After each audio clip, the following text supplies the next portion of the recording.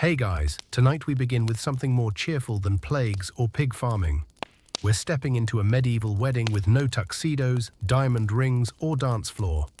But somehow, people still manage to get married, celebrate, and feed half the village. We'll explore a typical wedding for regular folk in the Middle Ages tonight. No royalty, no dramatic romance. Just a couple hoping to survive the winter and maybe raise a few kids who didn't immediately run off to become monks or mercenaries. So, before you get comfortable, take a moment to like the video and subscribe, but only if you genuinely enjoy what I'm doing here. And let me know where you're listening from and what time it is there. I always find it fascinating to see who's joining this sleepy journey from all over the world. Now turn off the lights, switch on a soft fan if you enjoy a gentle hum, and let's slip into tonight's journey together. In a medieval village, there were no formal invitations. People found out about a wedding the same way they found out everything else. By word of mouth. Someone mentioned it while fetching water. Someone else passed it on during market day, and pretty soon the entire village knew there'd be a wedding by the end of the week. There was no fixed season for getting married, but couples usually picked a time that worked around planting, harvesting, or religious holidays. Spring and summer were popular, partly because it was warmer and partly because that's when food was more available. And while modern weddings can take months or years to plan, a medieval peasant wedding might come together in just a few days. You didn't need to book a venue. You just needed to find a dry patch of ground and a priest who wasn't too busy. The bride didn't wear a white dress. That tradition came much later. She wore her best clothes, usually something she already owned. Maybe a tunic that had been carefully cleaned and patched, with a belt or head covering to dress it up. The groom, much the same. He'd shave, maybe wash his face, and wear the tunic he didn't use for farm work. If he had boots, he wore them. If not, bare feet were fine. No one expected anyone to look like a noble. They just had to look clean and awake. Flowers might be gathered from the field to make a small bouquet or a garland. Not fancy, but thoughtful. The ceremony itself was simple. If a priest were available, he'd say a few words, bless the couple, and ensure everyone witnessed the vows. In some areas, just declaring your intent in front of witnesses was enough. There were no rings for most peasants. Maybe a token gift was exchanged. Something practical, like a small coin or a piece of cloth. What mattered most was mutual agreement, spoken aloud in front of others. And once the vows were said, that was it. No long speeches, no elaborate music, a cheer from the crowd and a quick prayer that the couple would have healthy children and not starve over winter. The reception was where things got interesting. Everyone brought something if they could, bread, vegetables, and maybe some cheese or ale. The food was shared, the drinks were passed around, and people sat wherever they could. Benches, logs, or the grass, whatever worked. There might be music if someone had a drum or a flute.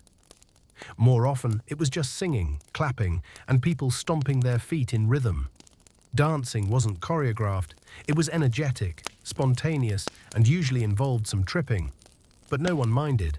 Children ran around. Dogs occasionally joined the festivities. People laughed, talked, and enjoyed having something to celebrate that wasn't a harvest or a religious festival. It was one of the few days when work could be set aside and the community could relax. The wedding didn't always end with sunset. Some went on into the night, especially if enough ale kept the guests warm and chatty. Stories were told, simple games played, and sometimes a neighbor would bring out a fiddle or pipe and keep the music going. There wasn't a honeymoon, just a quiet walk home, maybe to a shared cottage or a room prepared by the bride's family. Privacy wasn't always guaranteed, but people made do. Life wasn't easy, but weddings reminded everyone that happiness was still possible, even for a day. In the days that followed, the newlyweds settled into everyday life.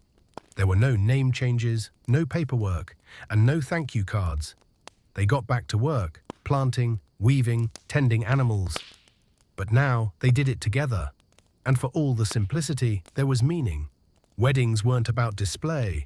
They were about building a life, starting a household, and becoming part of the village in a new way. And for most couples, that was enough. Now, as you rest, picture a small village green with a few tables, mismatched bowls, and people laughing around a fire. No one's checking their phone. No one's worried about seating charts. Just a group of neighbors enjoying a rare moment of joy. You hear footsteps on soft dirt, the crackle of bread crust, the quiet clink of a wooden mug being passed from hand to hand. You settle deeper into your blanket, knowing that even in the most challenging times, people knew how to come together for one night. And just like that, the wedding fades into memory. A small, happy moment in a world that rarely paused. But tonight, we paused with it. And it feels just right. In medieval times, most weddings didn't begin with love at first sight. They started with dinner, or more specifically, with two families sharing food, exchanging goods, and deciding whether your goats and their grain made a good match. For most peasants, marriage wasn't about romance. It was a practical agreement. Families needed help on the farm, someone to pass down the tools, or just an extra set of hands to keep the fire and the animals alive. If affection grew over time, that was nice. But it wasn't expected. What mattered more was, could this person work? Can they carry water, chop wood, tend the chickens, and keep quiet about your snoring? If yes, congratulations. You were marriage material. Most young people didn't choose their partner alone. Parents played a significant role. A father might ask around the village, "So your daughter, does she know how to spin wool?" Or a mother might pull aside her neighbor and say, "My boy needs a wife who doesn't mind pigs." If both sides agreed the match made sense, they'd meet to talk details. Sometimes this was informal, just a conversation over bread and ale. Other times, there was a more formal betrothal, where promises were exchanged in front of witnesses. This wasn't legally binding, but breaking it could cause hard feelings. And in a small village, hard feelings were hard to avoid. Unlike nobles, peasants didn't deal with large dowries or land transfers. But something was usually exchanged. Maybe a few chickens, a grain sack, or a sturdy cooking pot. It wasn't about wealth. It was about goodwill and balance. If a groom's family had more animals, the bride's family might offer tools or woven cloth. It didn't have to be equal, just reasonable. Everyone knew what the other had. No one expected gold, but if you had an extra jug of good cider, that could sweeten the deal. Once things were settled, the couple might have a short period of courtship. But don't picture long walks by the river or love letters hidden in tree trunks. This courtship usually meant working side by side in the fields, maybe chatting while carrying buckets or tending sheep. It was a chance to observe each other, how they handled hard work, talked, and behaved with family. Did he complain all the time? Did she throw things when annoyed? These were the things people noticed. These were the things that mattered. If they got along, great. If not, well, the match might still go forward anyway. In some areas, local customs allowed for more say from the couple. A girl could refuse a suitor, especially if he was rude, much older, or had a reputation for being lazy. However, pressure from family or community was standard. People were expected to marry young, especially women. By age 14 or 15, a girl might already be considered of marriage age. Boys a little older, around 16 to 20, when they were strong enough to work a field or manage livestock. Childhood wasn't long, and marriage was often seen as the start of real adulthood. And for some couples, yes, love did happen. They might smile a little more than usual. They might save the best apple or share a slice of cheese. Quiet gestures that meant something. Love wasn't loud, but it showed up in small ways. Still, even then, they had to be careful. Unmarried couples seen spending too much time together could face gossip, suspicion, or worse, pressure to marry immediately. Reputation mattered. A nasty rumor could affect a girl's chances of finding a husband, or a boy's chances of finding work. One thing almost everyone agreed on: marriage meant responsibility. Once the vows were said, that was it. You shared your home, food, sleep space, and worries. You worked together and raised children. If one got sick, the other kept everything going. There was no his chores and her chores. Just chores. If the roof leaked, someone had to fix it. If the goat escaped, someone had to chase it. Whether it was the husband or wife depended more on who had free hands at the moment than anything else. Of course, not all matches were fair. Some were rushed, some were made out of convenience. And some, especially if one family owed the other a favor, were expected to happen, regardless of how the couple felt. But once the marriage was done, most people did their best. Survival required cooperation, and over time, many couples developed trust, familiarity, and sometimes even affection.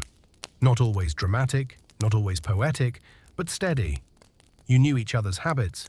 You knew who snored, who hated turnips, and who remembered to bank the fire before bed.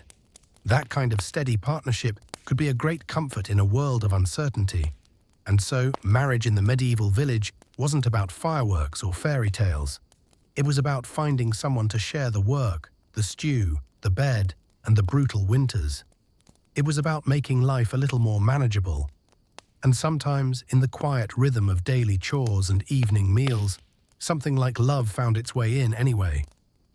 In medieval times, marriage didn't just unite two people. It united two households, sometimes two sets of debts, land disputes, and goats with attitude problems. One of the most talked about parts of any marriage arrangement was the dowry. The dowry might include land, coins, or livestock for wealthier families. But for peasants, it was usually more modest.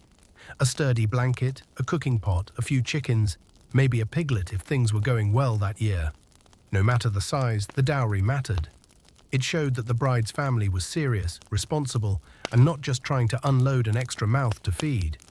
It also helped the new couple start their life with something, however small, to build on. Some dowries were written down, others were agreed upon with a handshake and a promise. If there were disputes later, like if someone claimed the goat was pregnant when it wasn't, the whole village might get involved in sorting it out. These things had a way of becoming everyone's business. And yes, there were arguments. Sometimes a father promised more than he could give. Or the groom's family expected a cow but got a chicken with a limp. Feelings were hurt, but in most cases, people found a way to move forward. Life was too short to stay angry over one goat. Usually, it wasn't always about the objects. Skills and labor counted too. Suppose the bride was a skilled spinner or herbalist, which was considered valuable. If the groom had strong arms and a good reputation, that added weight to the match, even if he didn't have a single coin. People talked. They asked around. They remembered who had helped fix a fence during the last storm, who showed up with soup when someone was ill. Kindness and reliability weren't written into contracts, but held value in small communities. In some cases, especially with younger brides, the dowry would be held by a third party, often the groom's father or a village elder, until the marriage seemed secure. The dowry might be returned if the couple separated early, rare but not impossible. But that could get messy, especially if half had already been eaten. And not all dowries were given willingly. Sometimes a girl's family was pressured into a match by economic need or community expectations. Giving up the family's only good blanket was hard. Giving up a daughter with capable hands was harder. But sometimes they felt they had no choice. Conversely, the groom's family might also contribute something, especially a place to live. A corner in the main cottage, an old room, a rebuilt shed. Privacy was limited, but the expectation was clear. Newlyweds needed a roof and a hearth, even if it came with in-laws in every direction. If the groom had no land, tools, or livestock, he might move in with the bride's family instead. This was less common and sometimes joked about quietly behind his back, but it happened. After all, survival came first. Pride came second. The dowry wasn't just a gift, it was a kind of insurance. The dowry might help the widow survive if the husband died or disappeared. It gave her some standing. Some families even wrote down dowry rights in village records if records existed. In theory, it offered some protection. In practice, it depended on who was still alive, who remembered the deal, and whether any witnesses were sober enough to back her up. And while these arrangements might sound cold, they weren't without care. Families wanted their children to marry well, not just for status, but for stability. A good match meant fewer arguments, fewer problems, and more hands to share the work. That mattered more than love songs or grand gestures. It meant there was food on the table, dry firewood by the door, and a partner who didn't leave you alone with the leaky roof and the crying baby. Of course, there were exceptions. Some couples married purely for affection and got by without a dowry. Maybe he built their hut from scratch. Perhaps she raised chickens and traded eggs for cloth. Maybe their families frowned at first, but eventually came around. Those stories were shared quietly, proof that sometimes love could win over logistics. But most of the time, a good solid cooking pot and a reliable pig spoke louder than feelings. And so, dowries became part of the rhythm of village life. When a marriage was announced, people didn't ask, "Are they in love?" They asked, "Did she bring anything useful?" Or, "Does he have room for her at his place?" It might sound unromantic, but it was honest. In a world where every winter was a gamble and every harvest could go wrong, marriages were built on cooperation, not poetry. In medieval Europe, no marriage felt truly official unless the church had something to say. Even if the couple had lived together for a year, raised a pig, and already had 2 children who liked to throw onions at chickens, the priest still had the final word. That's because marriage to the church wasn't just a personal agreement. It was a sacrament, a spiritual commitment made before God. And while everyday life in the village ran on common sense and shared chores, weddings were where faith and ritual stepped in, whether people asked for it or not. For wealthier couples, the ceremony might take place inside the church building. But most peasants didn't have that luxury. Many villages didn't even have a church. Some shared one with neighboring towns. Others had only a traveling priest who came by when he could. So instead of fancy chapels, many marriages were blessed just outside, on the church steps, in the graveyard, or even under a nearby tree. The location didn't matter as much as the presence of a priest and at least a few sober witnesses. The ceremony was short and serious. No grand music, decorative flowers, or "speak now or forever hold your peace." The couple stood facing each other while the priest recited prayers in Latin. They weren't expected to understand the words, to nod at the right moments. The most important part was the exchange of consent. Each person had to agree to the marriage. No mumbling, no silence. If one of them hesitated, the priest might stop the ceremony entirely. Consent mattered, at least in theory. In practice, social pressure could be heavy. Everyone was watching. Families were invested. The food was already being cooked. Saying no wasn't easy. It might be used if a ring were available, but most peasants didn't have one. Instead, they might exchange a token, a coin, a cloth, or a string tied around the wrist. The gesture was more symbolic than legal. Then came the blessing. The priest would say a prayer, cross himself, and sometimes sprinkle a bit of holy water. He might give a short sermon about duty, family, and not yelling during supper if he was in a generous mood. And just like that, the couple was married. Legally, spiritually, officially. Church involvement in weddings wasn't just about the ceremony, it was also about control. The church had rules, lots of them. You couldn't marry certain relatives, even distant ones. You couldn't marry during Lent or Advent. You couldn't marry someone who had already promised to marry someone else, though this happened anyway. There were also rules about public declarations. Marriages were supposed to be announced in advance, often during 3 consecutive Sundays at church, so anyone with objections could speak up. Maybe someone else had already proposed, or perhaps the couple was related and didn't know it, or maybe someone just liked causing trouble. Still, many couples didn't wait for all the formalities. In rural areas, people often married first, then called the priest later when he was nearby. The church didn't love this, but it happened so frequently that priests learned to adapt. Sometimes they blessed a marriage after it had already lasted a year. And as long as the couple stayed together, worked hard, and went to Mass, the priest usually let it slide. Confession played a role too. Before the wedding, the bride and groom were expected to confess their sins and receive communion. This wasn't just spiritual hygiene, it was a way to start married life with a clean slate. For nervous couples, this was a moment to reflect. For the priest, it was also a chance to check for any forgotten promises or unresolved entanglements. It wasn't unheard of for a wedding to be delayed because someone remembered they were technically betrothed to a cousin 3 villages away. Priests also gave advice. Sometimes it was kind. Sometimes it was awkward. They might remind the couple to be faithful, to have children, and to avoid intimacy on certain days.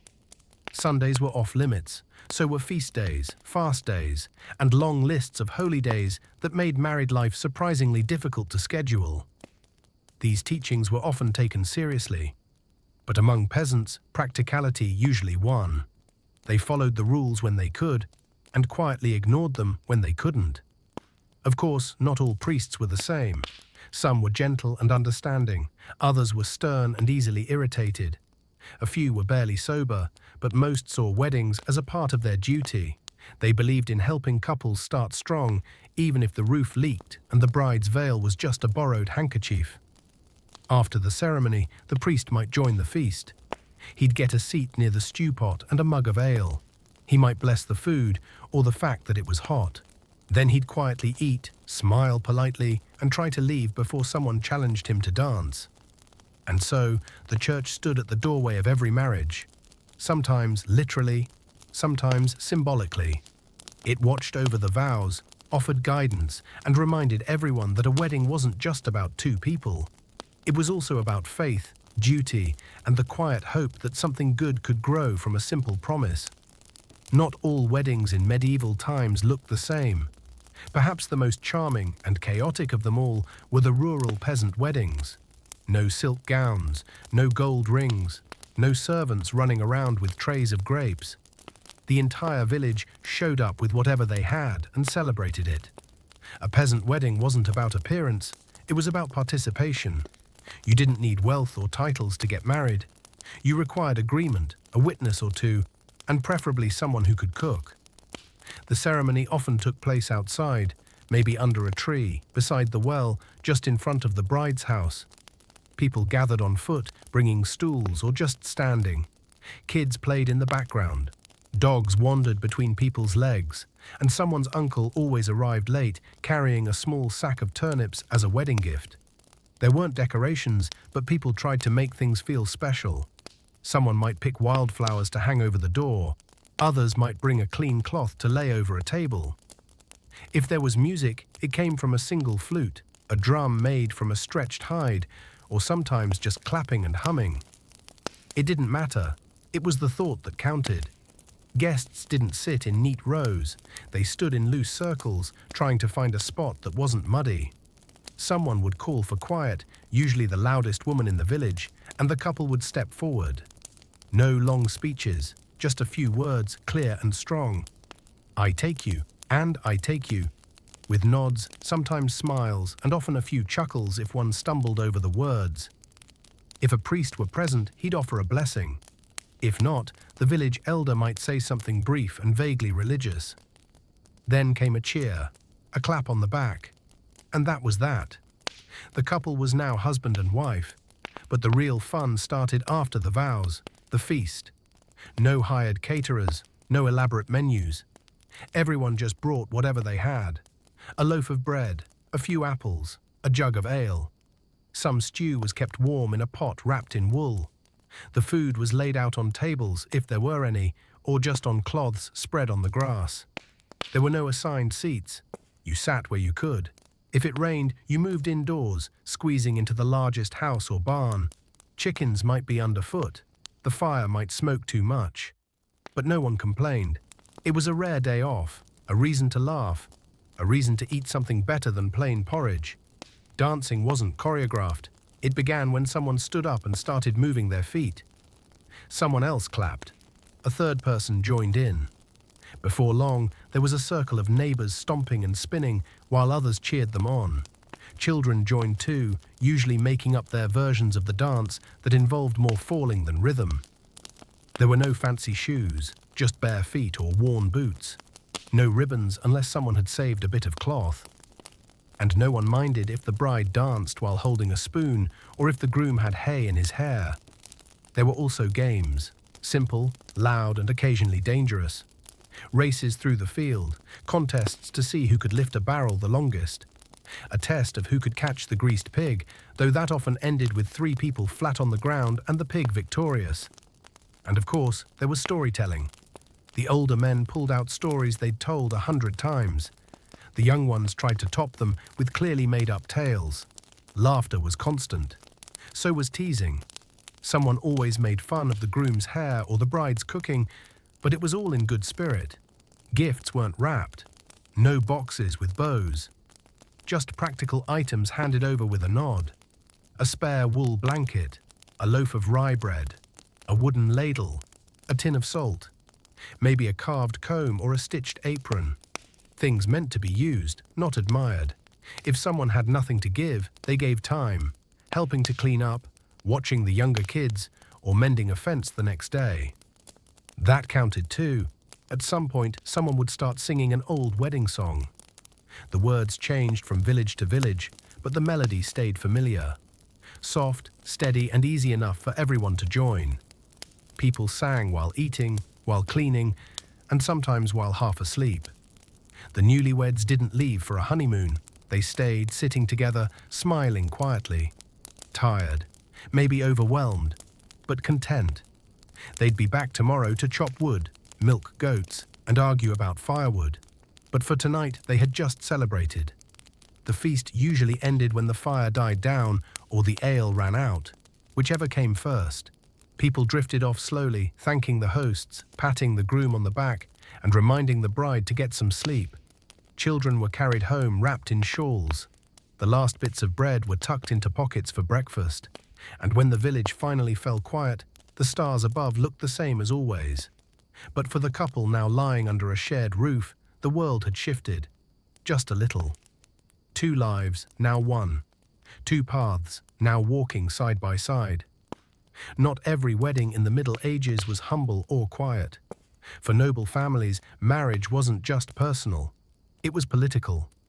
A union between 2 households could mean land, alliances, power, or peace. And the wedding ceremony reflected that.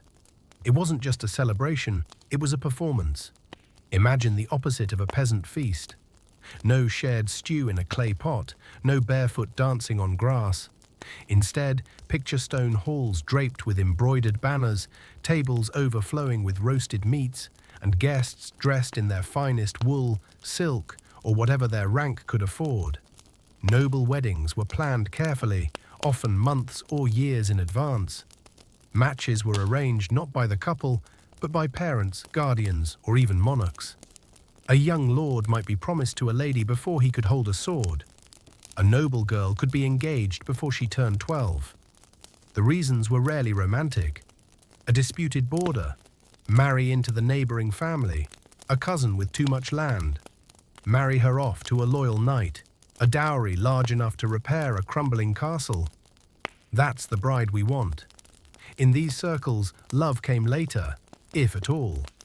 When the wedding day arrived, the guests were many and essential. Other nobles, church officials, merchants, and anyone with enough status to warrant a seat. Sometimes the king sent a representative, especially if the family was powerful. Everyone watched, everyone judged. The bride wore her best gown, often brightly colored and heavily embroidered. White wasn't a tradition yet. Blue and red were popular. Her sleeves might be wide enough to catch a breeze, and her belt might be decorated with small coins or beads. A veil would be trimmed with lace or even gold thread if she had a veil. She might not smile much. That didn't mean she was unhappy. It just wasn't expected. The groom usually wore a long tunic with a finely made surcoat, his family's colors sewn across the chest. His shoes were polished, his beard was trimmed. He stood tall, even if he was nervous about whether or not this wedding could change everything for his family's future. And unlike village weddings, noble ceremonies often happened inside a church, not outside on the steps, but beneath vaulted ceilings and stained glass, with incense and candlelight. The priest didn't rush. He gave a whole sermon. Sometimes 2. Vows were spoken clearly, in front of a large crowd. Rings were exchanged if the families could afford them. Sometimes more than 1 ring of gold is set with small stones, or engraved with initials. After the ceremony, the celebration began, and it was no simple meal. There was music, real musicians playing lutes, harps, and flutes. There were dishes served in courses, soups, stews, roasted birds, fish, pastries, and sweetmeats. If it was a particularly grand affair, swans or peacocks might be on the table, their feathers cleaned and set upright after cooking, more for show than flavor. Servants moved constantly, refilling mugs, clearing bones, wiping spills. The high table, where the couple and the most critical guests sat, was raised on a small platform. Everyone could see them, everything they did mattered. Guests were expected to behave with manners. No shouting, no grabbing food, no falling asleep at the table, even if the priest's speech had gone on long. Laughter was allowed, but only in the right places. This wasn't a village gathering, it was a social stage. There were dances, but they were more formal. Partners bowed, hands barely touched, movements were practiced and graceful. It wasn't about wild celebration, but about control, elegance, and appearing noble, even while stepping over spilled gravy. But behind the appearances, people still whispered. Who looked unhappy? Whose gift was too small? Who drank too much? Who might be marrying next? The couple didn't sneak off early. That came later. For now they were watched, toasted, and sometimes expected to give short speeches or receive blessings from family elders. They ate carefully, drank just enough, and tried not to show if their shoes were pinching. And while guests feasted, deals were quietly discussed in corners. Now that we're family was a standard opening line. A wedding might change land ownership, bring peace between rival houses, or arrange the next generation's marriage in advance. This was business, wrapped in music and wine. Eventually, the evening wound down. The couple was escorted, sometimes with candles, sometimes with teasing, toward their chambers. It was not always private. A witness stood by in some places to confirm the marriage had been completed. This wasn't romantic. It was legal. Afterward, the doors were closed, the candles dimmed, and the guests slowly departed or found places to sleep within the manor. The wedding celebrations might continue the next day for nobles who could afford it. Another feast, more dancing, a hunting party. Gifts are exchanged between households. Some weddings stretched several days, especially if essential guests had traveled far. And when it finally ended, the castle grew quiet. The musicians packed up. The servants began cleaning. The bride folded her gown. The groom removed his crest. And while it looked magnificent, the food, the banners, the music, in the end, it was still just two people, now joined, facing a life together with all its expectations. In the Middle Ages, choosing a wedding date wasn't just convenient. It was a careful dance between church calendars, farming seasons, and superstitions passed down through generations. If you thought planning around relatives was tricky, try planning around saints, soil, and the moon. The church had strong opinions about when couples should or shouldn't get married. Entire stretches of the year were off limits. You couldn't marry during Lent, which was over a month long. Advent was also out. Certain feast days were forbidden too, and Wednesdays, Fridays, and Sundays were discouraged in many regions. That left maybe Tuesday. Maybe. So if you were a young couple ready to tie the knot, you'd better pull out a calendar, if your village even had one, and start crossing out all the dates the priest would say no to. And of course, just because a date was available didn't mean it was practical. The harvest season was too busy. So was planting season, and during winter, no one wanted to walk across frozen fields in their best tunic. Rainy months made everything muddy. Dry months brought dust. There were no ideal options, just workable ones. Many villages were settled in late spring and early summer. The weather was decent, food was more plentiful, and there was a small window between holy restrictions where a priest might say, "Yes, I can marry you this week." May was popular in some places, especially around May Day. The fields were green, flowers were blooming, and people were generally in better spirits after surviving another winter. It felt like the right time for beginnings, but not everyone agreed. In some regions, May was avoided because old superstitions said marrying in May brought bad luck. One saying went, "Marry in May and you'll rue the day." No one knew why, but many couples decided not to test it. There were also beliefs about the phases of the moon. Some thought marrying during a waning moon was unlucky, when the light was shrinking. A waxing moon, on the other hand, symbolized growth and prosperity. Full moons were considered powerful, sometimes too powerful. New moons were quiet and cautious. Did everyone follow this? Not always. But if your grandmother said, "Wait until the moon is fat," you probably listened, just in case. Beyond all the rules and beliefs, people still tried to make their weddings feel special. Some villages avoided days associated with tragedy, like the day a fire burned the old mill or the harvest failed. Sometimes couples pick a date based on the availability of food. Uncle Gerard's pig will be ready next week was a good enough reason to schedule a wedding. After all, no one wanted to throw a feast with nothing but turnips and hope. Interestingly, astrology occasionally crept into wedding planning, especially among the wealthy. Nobles might consult an astrologer or priest who dabbled in star charts. He'd look at birth dates, planetary positions, and tell you which day would bring the best fortune. Of course, he'd also need a few coins for his trouble, and if the stars didn't align with your plans, he might be persuaded to interpret them. Creatively, once a date was chosen, the news spread quickly. A village didn't need printed invitations. Word of mouth was enough. "They're getting married next Sunday, after the noon bells," someone would say at the well. And by the next day, even the baker's cat seemed to know. Neighbors marked the day by preparing food, borrowing extra stools, and fixing up whatever passable clothing they had. Weddings were community events. People planned around them, not just to attend, but to help. On the morning of the wedding, the couple often fasted before the ceremony. It was a tradition tied to purification. No meat, no heavy food, just a simple breakfast, or nothing at all. It wasn't always pleasant, but it made the feast feel even more satisfying afterward. Superstitions also shaped the morning routine. Some believed it was bad luck for the bride and groom to see each other before the ceremony. Others thought that the bride should trip slightly as she stepped outside her house. It meant she'd rule the household. And if it rained, that depended. In some villages, it was a blessing. In others, it was a warning that the marriage would be full of tears. Either way, someone would always say, "Well, at least the crops will like it." Despite all the planning, rules, and rituals, the truth was this: weddings happened when they could, not when conditions were perfect, not when the weather was kind, but when families agreed, the priest was free, and the food was enough. Because in a life full of uncertainty, bad harvests, sudden illness, long winters, sometimes the bravest thing two people could do was stand before their neighbors, say yes, and hope for the best. Forget lace, pearls, and designer labels.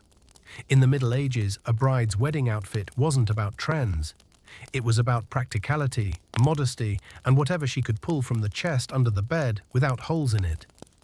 The idea of a white wedding dress didn't exist yet. White was expensive to maintain and challenging to produce. And besides, in a world where laundry meant scrubbing over a barrel, nobody in their right mind wore white on purpose, especially not to a gathering with stew, firewood, and loose chickens. So what did medieval brides wear? Their best dress. It's not new, custom-made, and just the nicest thing they already own. Maybe it was the deep red wool tunic they only wore to church on feast days. Perhaps it was a blue linen gown their mother had handed down. Maybe it was patched in places, but if it was clean and presentable, it was wedding ready. Some brides might borrow something slightly fancier from a cousin or neighbor. Others might stitch a few extra details onto the sleeves. A bit of embroidery, a colored thread. Small touches made a difference. Colors varied by region and social class. Blue was standard, symbolizing purity and loyalty long before white took over. Green was sometimes worn, especially by younger brides. Red was bold and festive. Earthy browns and greys were more common among peasants, not for symbolism, but because they were practical and hid stains well. A bride from a wealthier household might wear brighter colors or trim her dress with decorative braid or fur. Gold thread, if you had it, was a statement. But for most people, just wearing something without a tear was enough. Headwear played an important role. A maiden typically wore her hair loose on her wedding day, one of the few times it was allowed in public without being braided or covered. Long, unbound hair was a sign of youth and unmarried status. Many brides wore a simple flower crown made from whatever was in season. daisies, rosemary, or small wild blooms. Sometimes the flowers were tied into a band with bits of ribbon or thread. It wasn't elaborate, but it felt special. In colder months, the bride might wear a hood or veil. Veils weren't always about modesty, they were also about warmth. A thin linen veil tied beneath the chin could keep the wind off your ears during a chilly church ceremony. Shoes were optional. If a bride had shoes, she wore them. If she didn't, she went barefoot. Some girls only owned one pair and saved them for the walk to church. Others borrowed or wore hand-me-downs that pinched the toes but got the job done. In noble weddings, footwear could be more decorative, leather with pointed toes, sometimes dyed or decorated. But you were fine for villagers as long as you didn't step in anything unfortunate on the way to the altar. Jewelry was rare but cherished. A simple necklace, a brooch, or a belt buckle might be passed down through generations and worn with care. If a family owned a silver pin, it might be brought out for the occasion, pinned at the bride's shoulder like a badge of honor. For many girls, this was the only time they'd wear anything close to ornamental. Grooms dressed similarly. What's the cleanest thing I have? A tunic without patches, a belt that wasn't fraying, and maybe a cloak if the weather called for it. His hair might be combed. He might have shaved. These small efforts said, "I'm ready." There were no tuxedos or formal suits, just good, solid clothing, and the occasional attempt to tuck in a shirt that didn't quite want to stay tucked. There was no pressure to match outfits. Couples didn't plan themes or color palettes. They didn't pose for portraits or coordinate accessories.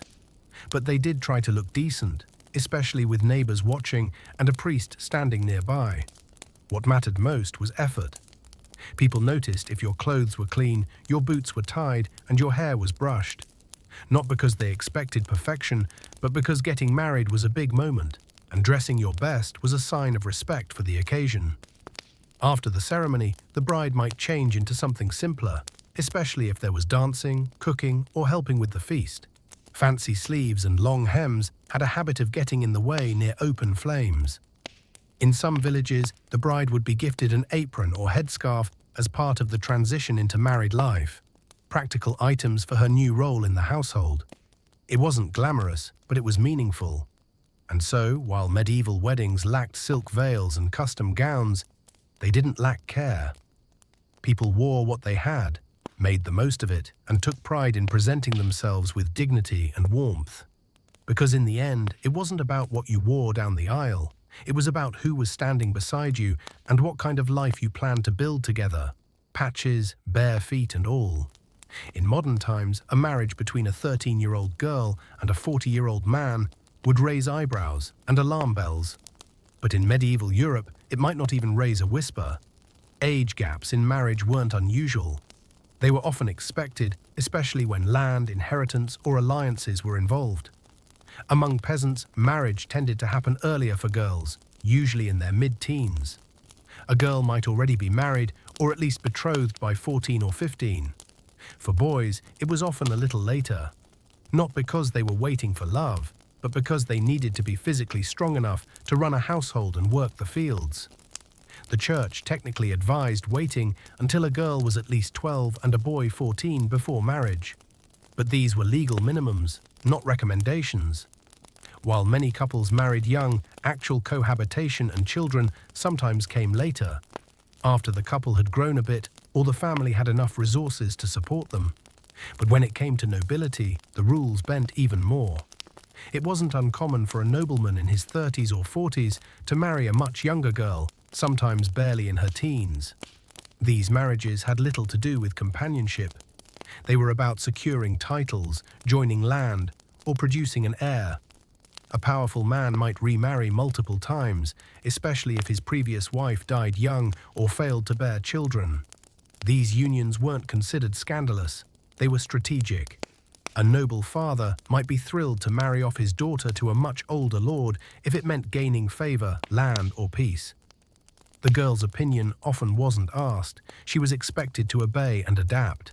And while these marriages may sound unsettling now, they weren't necessarily abusive in the context of the time. Often the older husband waited until the girl reached a more mature age before fully living as a man and wife. Sometimes she stayed with her family for another year or two before joining his household. But of course, that wasn't always the case. Expectations varied by region, by wealth, and by personality. Some young brides were treated kindly, others were expected to become adults overnight. Among peasants, marriages with significant age gaps were less about strategy and more about practicality. A widowed man with children might need help running his home. A young woman without prospects might accept the match in exchange for stability. These marriages were often more about survival than sentiment. A middle-aged farmer with 2 goats and a small plot of land might offer a safer, more secure future than a penniless boy with a nice smile. And in a world where comfort was rare, safety mattered. In small communities, everyone knew each other's history. People noticed if a young bride married a man twice her age, but they didn't necessarily judge. They might shrug and say, "Well, at least he has a roof and doesn't hit his pigs." It wasn't romantic, but it was real. And the reverse happened too. Sometimes an older widow married a younger man, especially if she had land and he had energy. That raised more eyebrows, but not because of age. More because people liked to gossip, and a woman in charge constantly stirred curiosity. There were also practical reasons for remarriage, especially after illness or war. Life was unpredictable. A woman might marry at 15, be widowed by 20, and remarry by 21. Men remarried quickly, especially if there were children to raise or farms to maintain. Second and third marriages were common. They weren't seen as tragic, they were necessary. Marriage wasn't a one-time romantic event. It was a cycle of building, losing, and rebuilding again. Children from previous marriages were part of the package. A new bride might walk into a household with stepchildren only a few years younger than herself. A groom might inherit a toddler along with his new wife. Blended families weren't unusual. They just worked things out as best they could. Everyone had to grow up fast. Childhood was short. Responsibility came early. And so a young bride stepping into a mature role wasn't seen as surprising. It was expected. Of course, not all age-gap marriages were successful. Some older husbands were controlling. Some young wives felt overwhelmed. But without modern romantic ideas, most couples focused on getting through each day, planting crops and feeding animals, raising children and surviving the winter. Affection, if it came later. A shared laugh during milking. A blanket was offered without asking. A quiet moment after the children had gone to bed. Small things, not poetic, but comforting. And so, when you hear that a medieval bride was 13 and her husband was 40, it's tempting to react with shock. But in their world, it wasn't a scandal. It was a decision shaped by custom, need, and the rhythms of survival. They didn't expect love to begin the marriage. They hoped it might appear along the way. In the Middle Ages, there was no photographer to capture your vows, no signature book with gold pens, and no video call for relatives who couldn't attend. But there was one thing every wedding needed: witnesses. Marriage wasn't just a private agreement, it was a public contract. To be considered valid in the eyes of the church and the community, someone had to hear the vows, see the nods, and remember what was said. Without witnesses, the whole thing could be questioned later, and no one wanted that. So who got the job? Usually whoever happened to be nearby: parents, siblings, the village baker, the woman who sold onions in the market. If they were standing there when the couple said "I do," they counted. 2 or 3 witnesses were the usual standard, but the more, the better. A wedding with 10 people watching was safer than just the bride's cousin and the dog. And once you were a witness, your role didn't stop after the ceremony. If anyone in the future claimed the marriage wasn't real, say if someone tried to marry a second person later, you were expected to step in and say, "No, I saw them wed. I heard it myself." Your memory became part of the record. Older villagers were especially valued as witnesses. They'd seen dozens of weddings. Some even remembered when someone tried to marry twice, and the scandal that followed. Having an elder say, "Yes, I was there," carried weight. So if your great-uncle Alain stood near the altar holding a walking stick and scowling at everyone, it wasn't because he disliked weddings. It was because he took his role very seriously. And later, over stew, he'd remind you that he'd also witnessed your parents' wedding, your aunt's, and the one where the groom fainted halfway through. In noble weddings, the witness list was more formal. Guests were seated according to rank. Essential figures were chosen to sign a written agreement, especially if land or titles were involved. The priest would note their names. The records were sometimes kept at the church or manor. These documents could be helpful years later, especially if heirs began arguing about inheritance. Among commoners, records were more casual. If he had one, a priest might write the names in the parish book. But most of the time, people just remembered. And in small communities, memories were surprisingly reliable. Everyone knew who got married, when, and what the bride wore or didn't wear. There were customs too.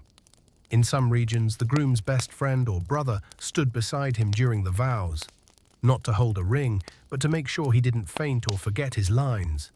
The bride might be accompanied by her mother, aunt, or a neighbor who had raised 7 children and knew how these things went. Sometimes these helpers were called sponsors or godparents of the marriage. Their job was to support the couple before and after the wedding. If the couple disagreed later, these sponsors might say, "Now remember your vows." It wasn't legal mediation, it was village wisdom. Witnesses were also there to ensure the marriage was consensual. Consent was a big deal, at least officially. Both bride and groom had to speak clearly and agree of their own will. If someone mumbled, hesitated, or looked terrified, a good witness might pull them aside and ask, "Are you sure?" This didn't always prevent pressure or manipulation, but added a layer of accountability. If trouble came later, the witness could say, "She said yes, loud and clear." Or in rare cases, "She didn't say anything and I thought it was strange." After the ceremony, the role of the witnesses changed. Now they were guests. They joined the feast, clinked mugs, and told stories. Some had known the couple since they were children. Others had helped them through hard times. Their presence made the wedding feel rooted in something real, not just a ritual, but a shared moment for the whole village. Even years later, those same people might say, "I was there the day they got married. It was raining, and the bride's shoe broke, and the priest forgot his Bible, but it still counts." That memory became part of the marriage, a little thread in the fabric of the community. In some places, witnesses even participated in symbolic rituals. They might escort the bride to the groom's home. They might walk ahead with torches at night. One old tradition involved throwing grain or dried herbs as a blessing for fertility. If you were close to the couple, you were part of the ritual, whether you wanted to be or not. Some witnesses helped the couple prepare their new home, stacking firewood, sweeping the threshold, or placing bread and salt by the door. These simple acts weren't fancy, but they carried meaning. And so, while there were no tuxedos or speech rehearsals, the role of the witness in a medieval wedding was clear. You were there to hear, to remember, and to help. You didn't need to be perfect, you just needed to care. And if you were lucky, you got a good bowl of stew too. After the vows were said and the stew was finally warm, the medieval wedding became something most people looked forward to for weeks. The celebration. This wasn't just a meal, it was a proper party, complete with music, dancing, jokes, and a few unpredictable moments that no one ever planned for. And like most good parties, it didn't need much to start. A bit of ale, a cleared patch of dirt, and enough people willing to stomp their feet were usually all it took. Dancing came first. There weren't choreographed waltzes or polished routines, just simple group dances, clapping, turning, and the occasional trip over someone's foot. People didn't mind. Everyone joined in. Young and old, drunk or sober, barefoot or in patched boots. Someone might bring a drum or a flute, but there was always rhythm, even if no instruments were around. A pot lid and a spoon could keep the beat. A chorus of humming could carry the tune. And the best dancers weren't always the most graceful. They were the ones smiling the widest. The bride's flower crown might fall off if the dancing got wild. The groom might rip a seam in his tunic. Someone might spin too quickly and land in a haystack. But again, no one minded. Laughter was part of the ritual. Between dances, there were games. One popular favorite, the shoe race. Guests would remove one shoe, pile them in the center, then run to grab their own back at the sound of a shout. It was chaos. People tripped, grabbed the wrong shoe, or ran off laughing with two left feet. No one cared who won. In some villages, guests would toss small rolls or pieces of bread toward the bride and groom, not as an insult, but as a way of saying good luck and here's something to nibble on later. The trick was avoiding getting hit in the face by a slightly stale crust. There were also word games, riddles, and mock challenges. Someone might dare the groom to lift a barrel or challenge the bride to name 5 saints without pausing. If she could, the room cheered. If not, someone poured her a cup of ale and said, "Try again next year." For fun, guests sometimes performed little skits or impersonations. The groom's younger brother might imitate the priest. The bride's cousin might sing a slightly off-key song about married life. There was always a neighbor who thought he could juggle apples until one landed in the soup.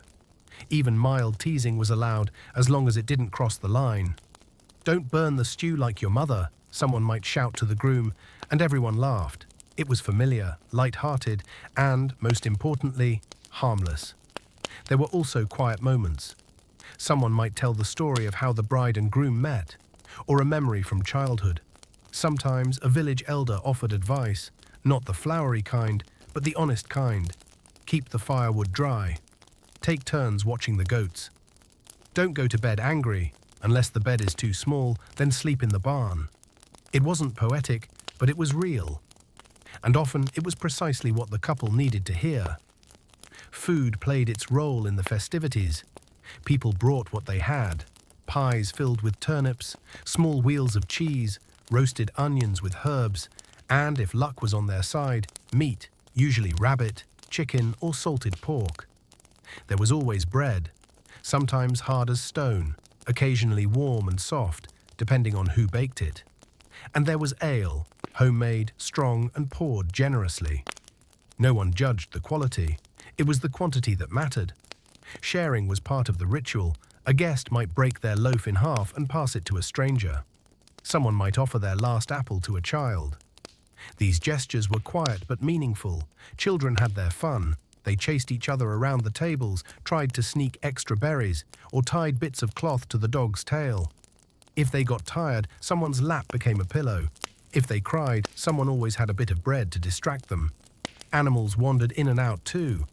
A cat might curl up near the fire. A curious goat might nibble at the corner of the tablecloth. It was all part of the experience. And finally, as the sun dipped low and the sky turned from blue to gold, the dancing slowed. People began to gather their things. The older guests found a bench or a stool and leaned back, smiling. The bride and groom, tired but glowing, sat side by side, watching it all.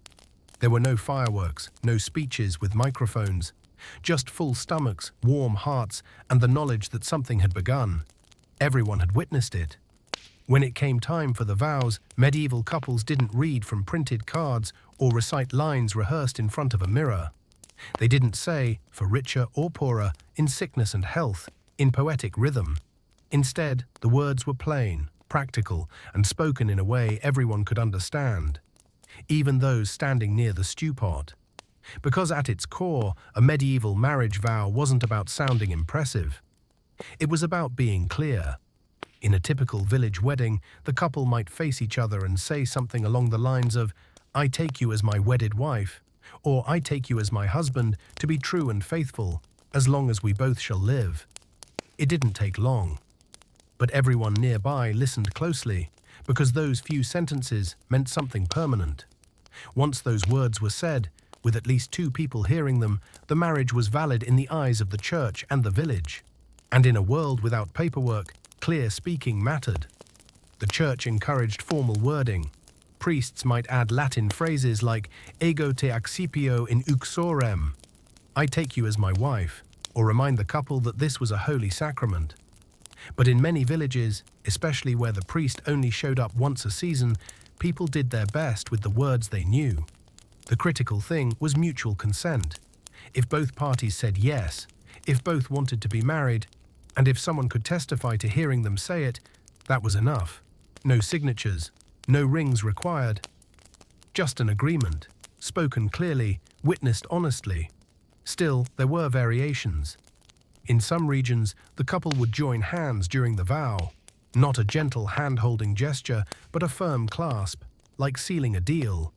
It was sometimes called a hand fasting, where the priest or elder might tie a ribbon or cloth around their joined hands to symbolize unity. This wasn't just for show, it was a visual cue that the two were now joined, and everyone around them could see it. After the vow, the priest, if present, would bless the union.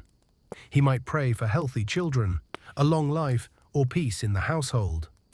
And occasionally, he'd remind the couple that marriage was about patience, humility, and knowing when to stop talking during arguments. He might also gently mention the church's expectations, faithfulness, modesty, and observing certain holy days when intimacy was not permitted.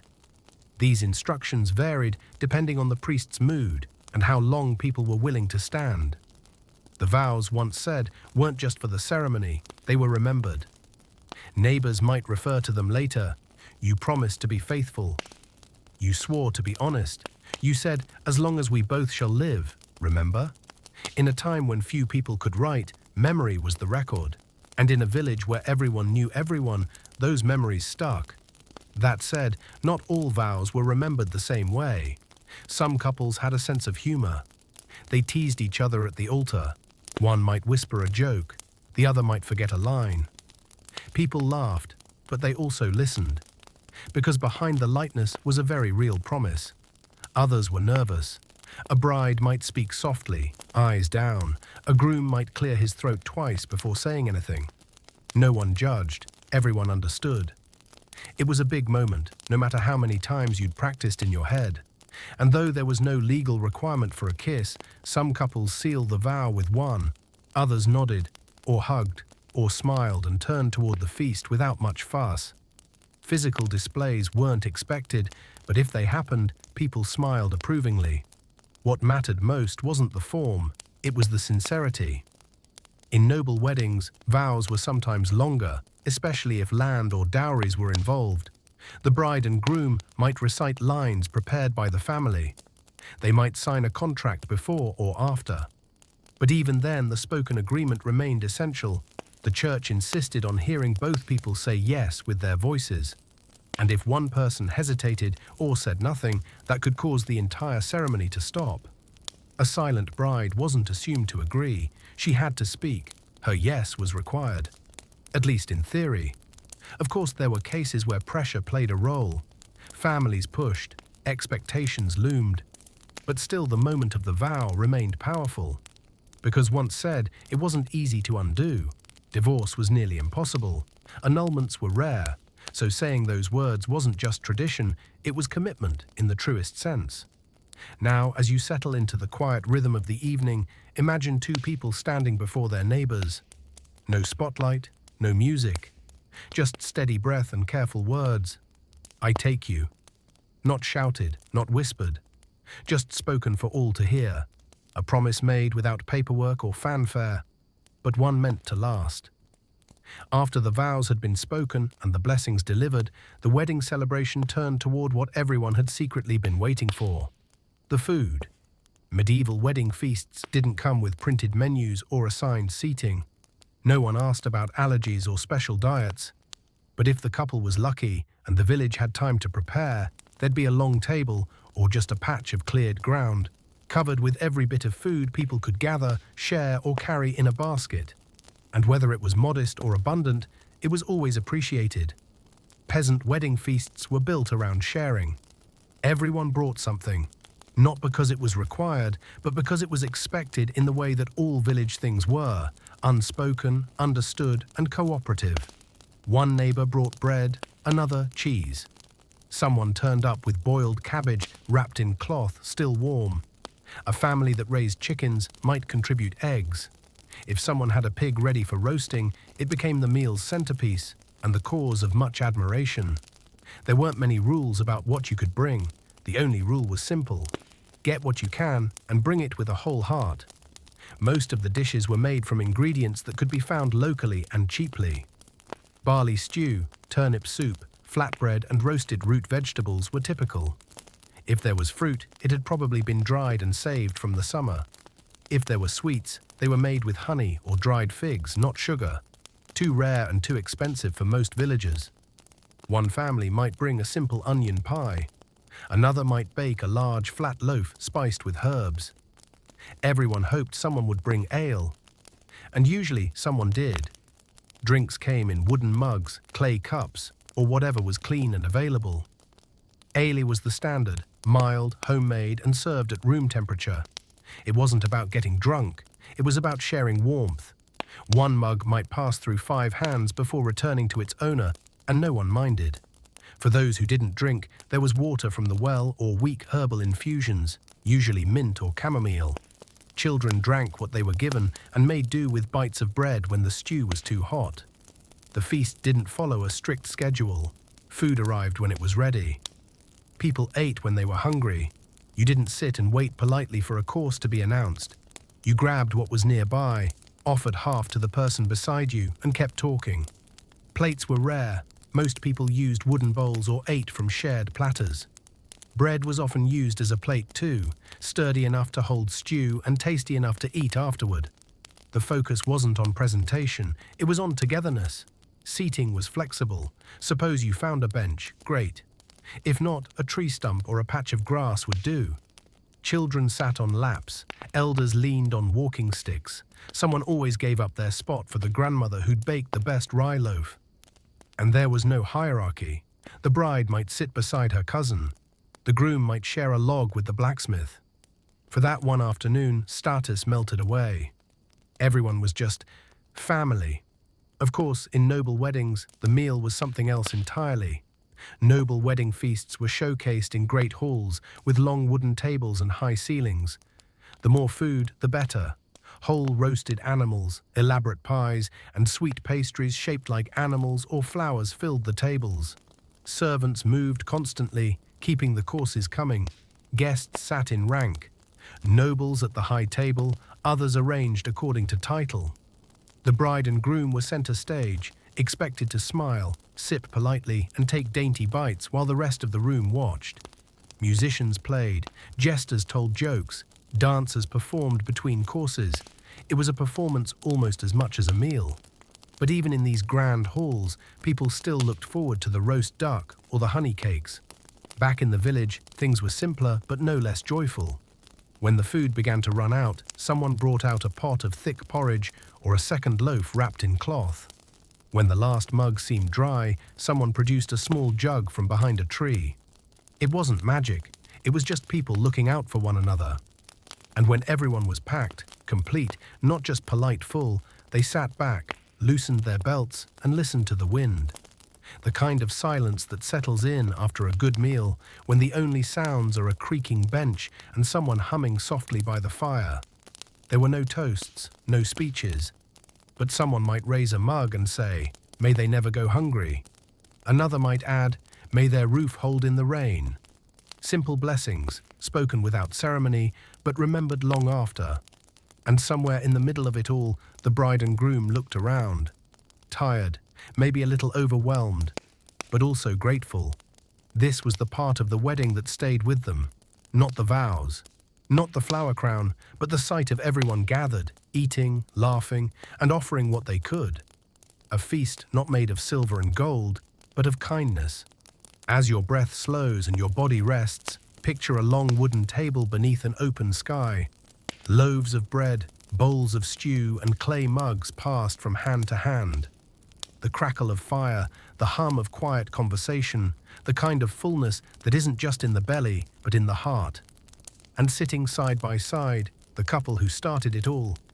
Not dressed like royalty, not posing for portraits, just sharing a simple plate of food and a moment of peace. After the vows were spoken, the bread was shared and the stew pots scraped clean. There came a moment at every medieval wedding when people leaned back, loosened their belts, and someone picked up an instrument. And just like that, the music began. It didn't matter if the violin was a little out of tune or the tambourine was missing half its bells. People danced, not because they were trained, but because the joy bubbled up and they had nowhere else to go. Medieval dancing was graceful and formal. And at noble courts, it sometimes was. Slow, elegant steps in patterns you had to memorize or mess up in front of a dozen watchful eyes. But in villages, not quite. In the countryside, dancing was enthusiastic. People clapped, stomped, spun in circles until they got dizzy and grabbed the nearest stable object. Hopefully a person, not a barrel. Children wove between adults, half dancing, half tripping. Someone shouted the rhythm, someone else ignored it, and no one minded. There weren't professional bands usually, just whoever could play. A fiddler, a flutist, a boy with a drum made from a stretched goat hide. Sometimes even spoons and clapping hands filled the rhythm. What mattered wasn't perfection, it was participation. The songs were familiar, simple tunes passed down through generations. Lyrics about love, rain, goats, and one particularly confusing verse about a duck in a wheelbarrow.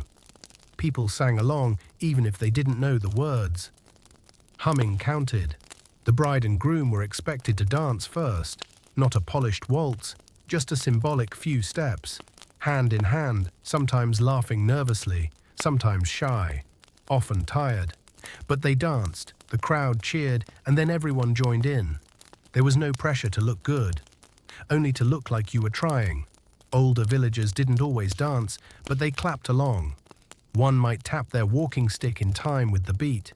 Another might hum a harmony too old to trace. And occasionally, when no one was looking, someone's grandfather got pulled into the circle and surprised everyone with fancy footwork.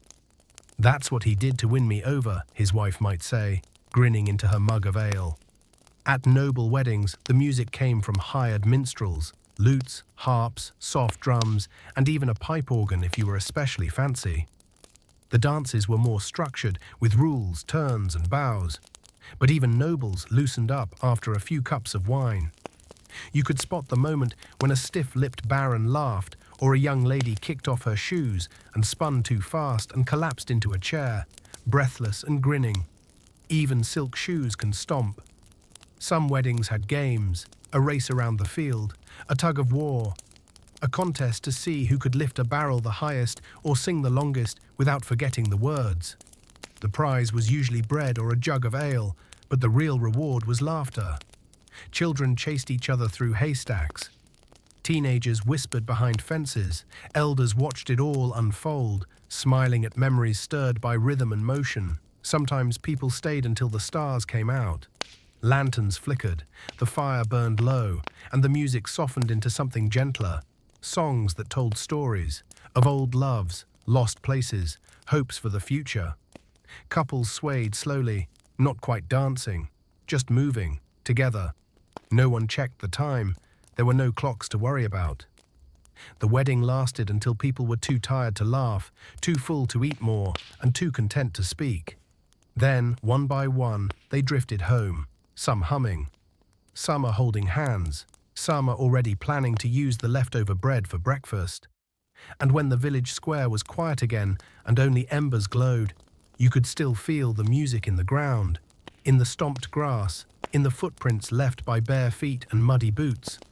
A wedding wasn't just a ceremony, it was a celebration of staying human, singing even when your voice cracked, dancing even if your knees hurt, and laughing until the stars blurred overhead. Nobody expected wrapping paper, gift bags, or a neat little card with cursive handwriting in a medieval wedding. But that didn't mean there weren't presents. Guests still brought wedding gifts, practical, thoughtful, and occasionally odd. Because in a world where survival was a daily task, the best wedding gift was something you could use before nightfall. For most villagers, giving a gift wasn't about impressing anyone. It was about helping the couple start their new life with something useful. A wooden ladle, a bundle of dried herbs, a strong broom made from river reeds. These were real treasures to people who lived with little. One neighbor might arrive with a clay pot she'd made herself. Another might offer a bundle of firewood tied with a string. A cousin might carry over a sack of onions or a piece of salted pork wrapped in cloth. No one laughed at a humble gift. In fact, the simpler it was, the more sincere it felt. Cheese was surprisingly common. Not the kind you'd find in a shop today, but fresh rounds made from goat or cow's milk. wrapped in linen, tied with twine, and sometimes flavored with garlic or herbs. It didn't last long, but made for a good breakfast the next morning. Other edible gifts included small sacks of barley, a loaf of crusty bread, or a bottle of home-brewed cider. Anything that helped stock the pantry was welcomed with open arms, especially if the couple doesn't yet have their cow or garden. Some guests gifted handmade items, a wool blanket stitched with the initials of the bride and groom, a carved spoon or drinking cup, a woven basket, perfect for gathering herbs or carrying laundry, a bar of coarse homemade soap wrapped in dry leaves. These items were often made with the giver's hands and carried a quiet meaning. A well-worn tool passed down from a grandparent wasn't flashy, but it said, "I want you to succeed." Of course, there were more humorous gifts too. A brother might present the groom with a broken horseshoe, saying, "For luck, because you'll need it." An aunt might give a second-hand chicken and say, "She lays 1 egg a week," or "She used to, you'll find out." These gifts got laughs but were still appreciated because even a chicken with attitude was better than no chicken at all. Among noble families, gift-giving looked a bit different. There were still valuable items, fine linens, silver cups, bolts of fabric, but they came in decorated boxes and were carried by servants. Jewelry was common, scented oils, books of prayer bound in leather. Sometimes land or livestock was formally transferred as part of the dowry or wedding contract. Guests with titles often brought elaborate gifts that matched their status. A pair of doves in a gilded cage, a chest of spices from distant ports, a set of imported combs made from ivory or polished horn. These presents were more about display than practicality. They impressed, they sparkled, and they made excellent conversation topics during the meal. But even in noble circles, small gifts from trusted friends were often the most meaningful. A handwritten blessing, a family heirloom, a simple bracelet worn by the bride's mother on her wedding day. Ultimately, no matter the social class, weddings are about connection. And gifts, whether big or small, funny or serious, were a way of saying, "We care." Interestingly, some gifts were symbolic. In a few regions, giving the couple a loaf of bread, a jug of ale, and a bit of salt was customary. Bread so they would never go hungry. Ale for joy, salt for preservation, and perhaps patience. A farming neighbor might gift a small sack of seeds. For your garden, may it grow as your family does. A blacksmith might offer a horseshoe, this time not broken, blessing the household with strength and movement. These gestures reminded the couple that they weren't starting from zero. They had support, they had help, they were not alone. Gifts didn't always come on the wedding day. Some were delivered days before, when people came to help with preparations. Others arrived a day or two after, once things had calmed down. And a few came from relatives who couldn't attend, carried by travelers or neighbors. There was no registry, no return policy, no pressure, just people offering what they had, when they could, in the way they knew best. And sometimes the most valuable gift of all was time. A neighbor who helped repair the roof, and a cousin who stayed to clean up after the feast. A friend brought over firewood before the first cold night. These acts weren't wrapped in ribbon, but they were remembered. They said more than words ever could. For modern couples, the wedding night is usually a private matter. In medieval times, not always. While the details varied from place to place, the first night of marriage wasn't always spent alone and in silence. Privacy in the medieval world was hard to come by. Many families lived in one-room cottages, shared with parents, siblings, children, and the occasional goat. So expecting a quiet, romantic evening for the newlyweds was often unrealistic. But the first night still carried meaning. People paid attention, because in the eyes of both church and community, it wasn't just the vows that made a marriage official, it was the consummation. In some regions, the newlyweds were gently escorted to their bed after the feast, sometimes by family or a group of cheering friends. They might be walked through the village, still in their wedding clothes, carrying torches or candles, as a small procession formed behind them. It sounds festive, and it was, but also slightly awkward. especially if your grandmother was among the group singing old love songs. Once at the couple's home, a few guests might enter the room with them. They didn't stay long, but they helped prepare the bed, said blessings, and sometimes shared a drink with the couple before quietly stepping out. In noble families, the process could be even more formal. There are records of noble couples accompanied to the bedchamber by witnesses, relatives, attendants, or priests. In some rare cases, a clergy member remained nearby to confirm that the marriage was, as they put it, completed. Not that they stood and watched, but their presence outside the door or in the adjoining room served as a legal safeguard. For the couple, it was pressure. For the family, it was proof. The next morning, if the marriage had been physically consummated, there might even be a public announcement. Or, in some traditions, the bedsheets were shown as evidence. This wasn't always required, but it was practiced in some places, especially among the upper classes. Among common folk, things were a little more relaxed.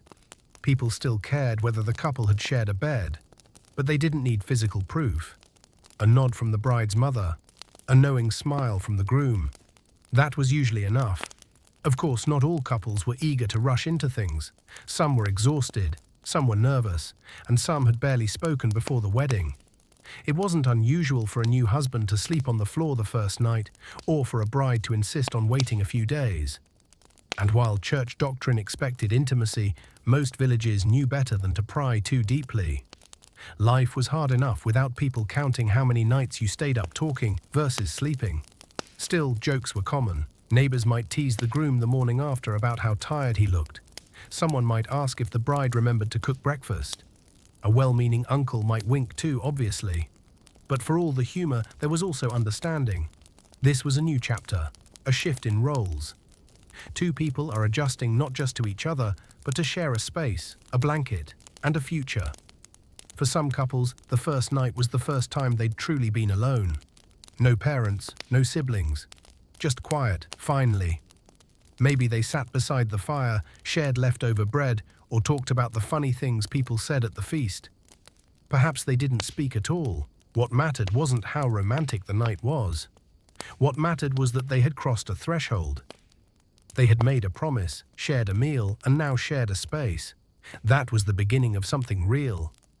Of course, things weren't always easy. Some brides were very young. Some grooms were awkward or impatient. Not every first night was kind, but many couples settled into routine over time, found understanding, and slowly built something together. Intimacy wasn't always instant. It took time, trust, patience, and in a world with thin walls and no locks, a good sense of humor helped too. Interestingly, the community gave the couple a day or two off from heavy chores in some regions. It wasn't an official holiday, but neighbors pitched in to let the couple rest, recover, and get used to their new rhythm. A small gift of time in a life rarely slowed down. After that, things returned to normal quickly. The animals still needed feeding. The fields still needed hoeing. But now, everything was shared. And so, the wedding night wasn't always private. It wasn't always romantic. But it marked the beginning of something important. Life lived side by side, a warm fire, a narrow bed, 2 pairs of shoes at the door. No one expected magic, they just hoped for peace. In modern times, newlyweds might head off to a quiet cabin or a beachside resort for a week of rest and celebration. In the Middle Ages, there was no such thing as a honeymoon, unless you counted 3 hours of sleep before the rooster crowed. The day after a wedding wasn't a vacation. It was usually back to work. If it were spring, the fields had to be plowed. If it were autumn, the grain needed to be stored. If it were winter, firewood had to be chopped. The wedding might have been beautiful, but it didn't stop time, or chores. Still, there was a quiet shift. Now the couple was seen as a household. Even if they still lived with family, they were a unit. People referred to them as the newlyweds. Neighbors might drop by with leftover food. A friend might offer help fixing a leaking roof or digging a vegetable patch. These gestures weren't grand, but they made a difference. Some villages had small traditions for the morning after. A friend might sweep ashes from the couple's hearth to clear the old and welcome the new. A midwife or elder woman might visit the bride to offer quiet advice about marriage and homekeeping, not with lectures, but simple reminders like keep the stew from burning and never let the goats sleep inside. The first few days of married life were a time of settling in, rearranging belongings, hanging a pouch of herbs by the doorway and learning each other's sleeping habits. Whose feet were colder? Who kicked the blanket? Who snored like a tired ox? It was the start of a shared routine, not always exciting, but comforting. There was no dramatic division of labor in most peasant households. Everyone did what was needed. The husband might fix a fence in the morning and fetch water in the evening.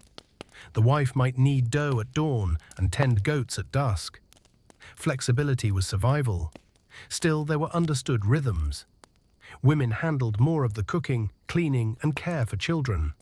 Men did more of the heavy lifting, fieldwork, and public dealings. But if one was sick or away, the other stepped in. There wasn't enough time for strict roles. Money was scarce, so starting married life meant relying on what you had or what your families could provide. If you were lucky, you had your tools, a small plot of land, a borrowed donkey.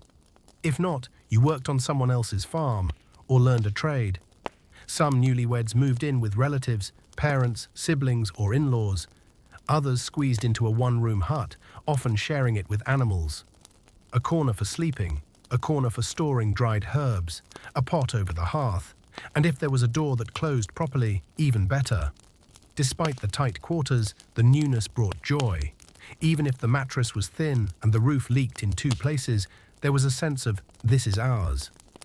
A small bowl was carved together, a cloth stitched with both their initials, a shared meal by firelight that tasted better simply because it was eaten side by side.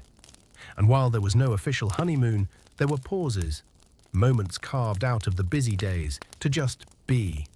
A shared walk to the well, a quiet laugh while folding laundry, a glance across the field while planting barley. No candles, no champagne, but something soft and steady began to grow. Among nobles, things were a bit different. After a grand wedding, noble couples might indeed take time away, but it was rarely just for leisure. They might travel to a second manor, visit family lands, or appear in nearby towns to strengthen alliances. It was as much diplomacy as it was romance. Servants packed their things. Escorts ensured their safety. Even their time together was watched, scheduled, and occasionally interrupted by letters from home. But still within those constraints, young noble couples carved out space to learn each other through letters, long walks in castle courtyards, or late-night meals shared behind drawn curtains. Whether rich or poor, the early days of marriage were a quiet transition. 2 people suddenly expected to live, work, and grow old together. No tests, no instruction manuals, just patience, trial and error, and a willingness to laugh when the goat chewed the laundry again. Sometimes the adjustment was smooth. Other times, things settled after a few arguments over firewood or misplaced tools. But most couples found a rhythm because they had to, and because, slowly, they wanted to. Becoming a bride in medieval times wasn't just about changing your last name, though most women didn't do that. It was about stepping into a new role with new expectations, responsibilities, and often a new set of chores. From the moment a woman was married, people looked at her differently. One day, she was someone's daughter, weaving by the fire. Next, she was the wife, expected to manage a household, care for others, and keep the bread from burning even if the wind blew smoke back into the room. For peasant women, the role of wife was full-time, hands-on, and never-ending. She rose early, before the sun in most seasons, and tended to everything that needed attention. That might mean feeding the animals, fetching water, or getting a pot of barley or porridge bubbling before the rest of the household stirred. If she shared a home with in-laws, she had to learn the rhythms of someone else's kitchen, broom, and way of folding linens. And yes, those things mattered. There were rules, spoken or not, about how stew should be stirred, how cheese should be wrapped, and how to answer the door if the priest stopped by. It wasn't easy, but most young brides learned fast. They had to. Beyond the kitchen and animals, she spun wool, mended clothing, cleaned ash from the hearth, swept the floor, even if it was just packed earth, and kept a watchful eye on the pantry. Running out of salt or firewood wasn't just inconvenient, it could make life difficult. She also had to keep an eye on her husband's moods. If he came home tired and muddy, she had to balance giving him space with making sure he didn't forget to repair the broken latch on the door. Marriage wasn't glamorous, it was practical. It was exhausting, but it was also meaningful. And amid all that labor, there were small joys. Even after a long day, her husband left her a small slice of bread. The moment when the fire crackled right and the cottage felt warm, a visit from her sister or neighbor bringing news, or a pinch of dried mint. Sometimes she'd sit by the fire, untangle yarn, and feel, just for a second, that this small, quiet life was hers. She was not just someone's wife, but someone making a home. Her responsibilities proliferated if children came soon after the wedding, and they often did. Childbirth was risky, but it was also expected. A wife was judged gently or otherwise by how soon she produced a healthy baby. And yet, there was no real break. A new mother was still expected to cook, sweep, and carry water when she could. Sometimes neighbors helped, especially older women who'd seen a dozen births. But often, life moved on too fast for anyone to stop and rest. For women who married into a new village, things were more complicated. She had to learn not just a new household, but a new social world. Who was trustworthy, who to avoid, which paths were safest, which corners of the market held the best onions.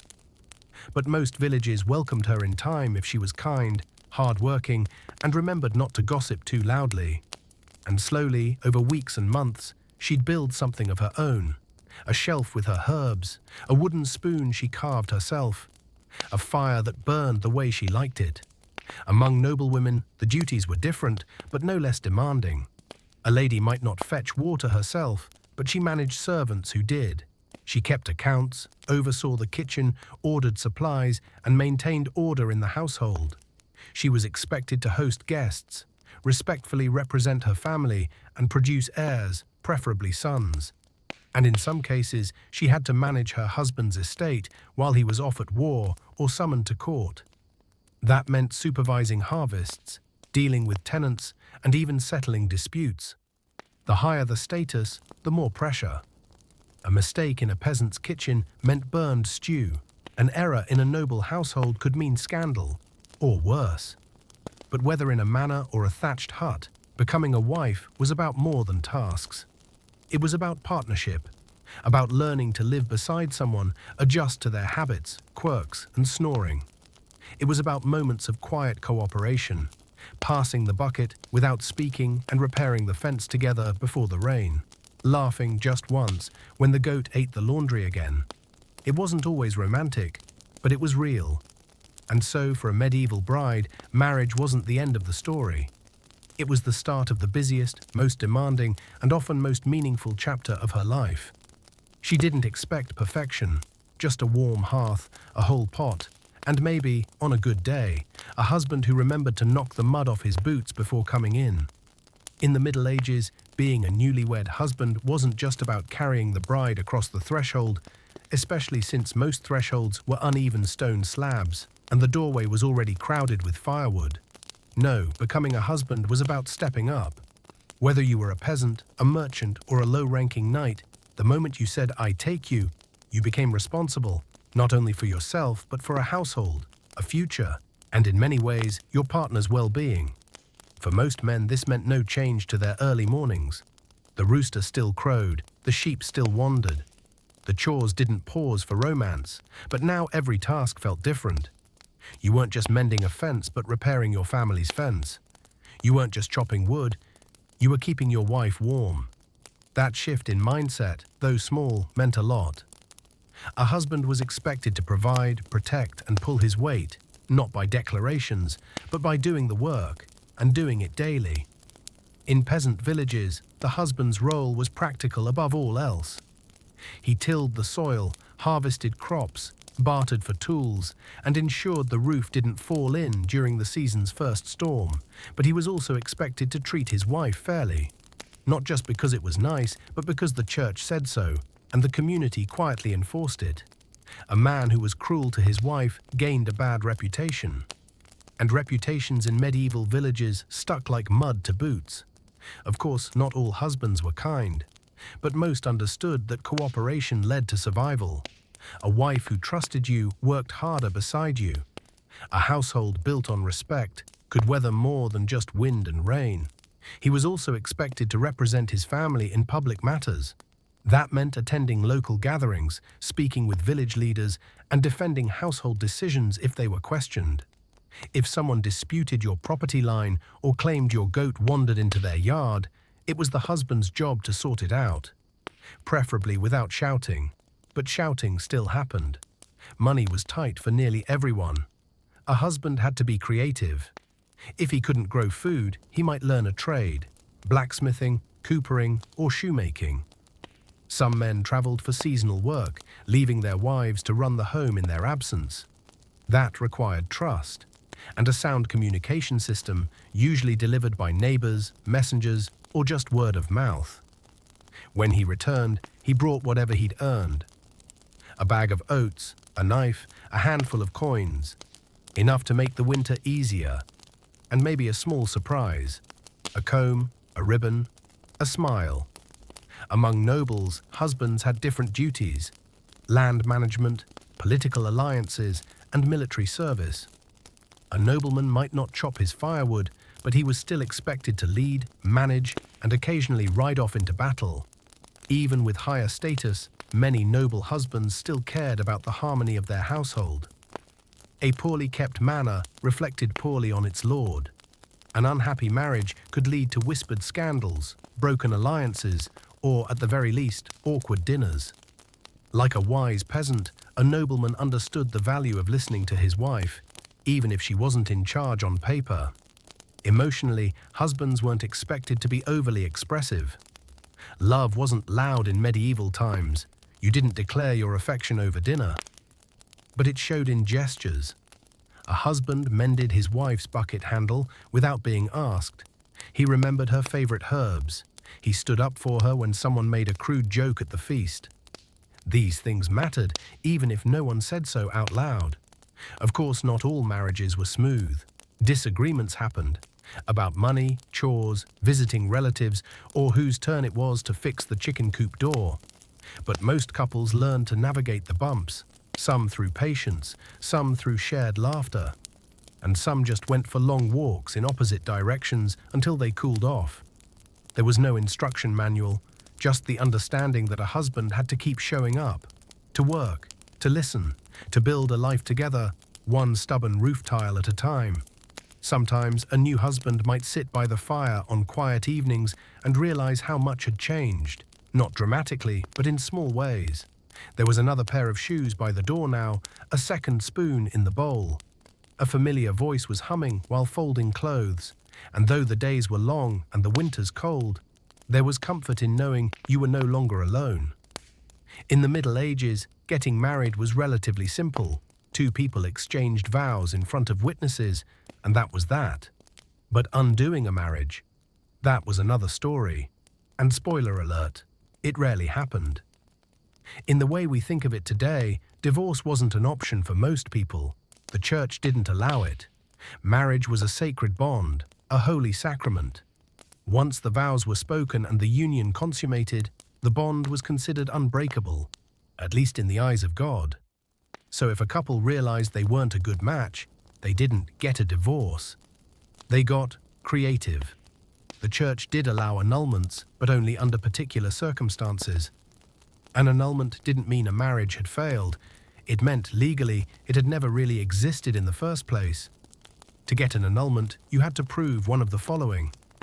The marriage wasn't consensual. One party was already married to someone else. The couple was too closely related, hello cousins. One or both were too young at the time of marriage. The marriage was never consummated. That last one could be tricky to prove. And yes, sometimes people were asked to testify about it. For the average peasant, though, annulment was more fantasy than reality. The process required time, witnesses, influence, and usually a fair amount of money. That meant it was more accessible to nobles or the wealthy. not to the woman who lived near the edge of the village with 2 goats and a leaky roof. So what happens when things go wrong in a marriage?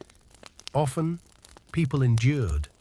If a couple didn't get along, they might live separately, but still be technically married. A husband might sleep in the barn. A wife might move back in with her parents. Neighbors would notice, of course, and gossip would spread. But legally, they were still bound. Sometimes informal separations were accepted by the community. The couple still had responsibilities to each other, financial, social, and occasionally parental, but they no longer shared a home. It wasn't ideal, but it happened. In more serious cases, abuse, abandonment, or extreme conflict, the church might grant a separation from bed and board.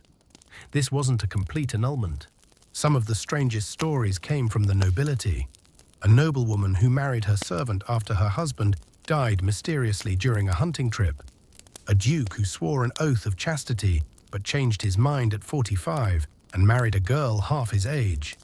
A princess who refused all suitors until she was given a book of poetry and decided the scribe who wrote it would do just fine. These tales often ended in whispers, songs, or sometimes trouble. But they proved that the heart occasionally wandered off the approved path, even behind castle walls. There were also records, scattered, rare, of same-sex partnerships. Not marriages in the legal or church sense, but long-term companionships. 2 men who lived together for decades, farmed the same land, and were buried side by side. 2 women who raised a household of nieces and nephews and were known simply as the aunties. The church didn't recognize such unions, and society rarely spoke of them. But they existed in quiet corners, behind closed doors, and in the soft space between friendship and something more profound. And of course, there were stories of people who chose not to marry. The midwife who lived alone in a small cottage at the edge of the woods, welcomed into every home but never tied to one. The merchant who said, "I've already got enough to carry. Why add a husband?" The baker who once had a fiancée, but after his death, never loved again. In a world where marriage was expected, these choices stood out. But they weren't always judged harshly. Sometimes they were quietly respected. Not everyone needed a partner to live a meaningful life. These unexpected marriages and non-marriages reminded people that life didn't always follow the rules. And sometimes the best stories came from the ones who didn't do things the usual way. Whether you were married under a church bell or beneath a walnut tree, what mattered most wasn't the setting, ceremony, or even the priest's approval. It was how you treated the person beside you, day in, day out. In good years and lean ones, through harsh winters and small joys. With kindness, with stubbornness, and, if you were lucky, with laughter. In medieval villages, privacy was more of a concept than a reality. Houses had thin walls, if any at all. Gossip moved faster than fire, and once you were married, your relationship wasn't just between 2 people. It was part of the community's ecosystem. That meant your marriage was everyone's business. Not in a nosy way, well, sometimes nosy, but because marriages affected how households ran, how children were raised, and how the village functioned. If a couple argued loudly enough, the neighbors heard it.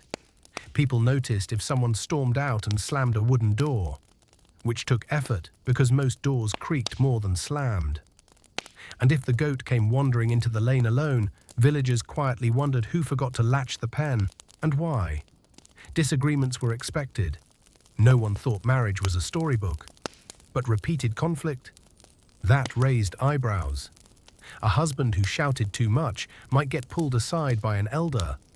A wife who suddenly stopped showing up at the market might receive a quiet visit from a neighbor with a basket of apples and a few gentle questions. It wasn't formal policing, it was social accountability. Every village had its way of handling disputes. Sometimes elders mediated.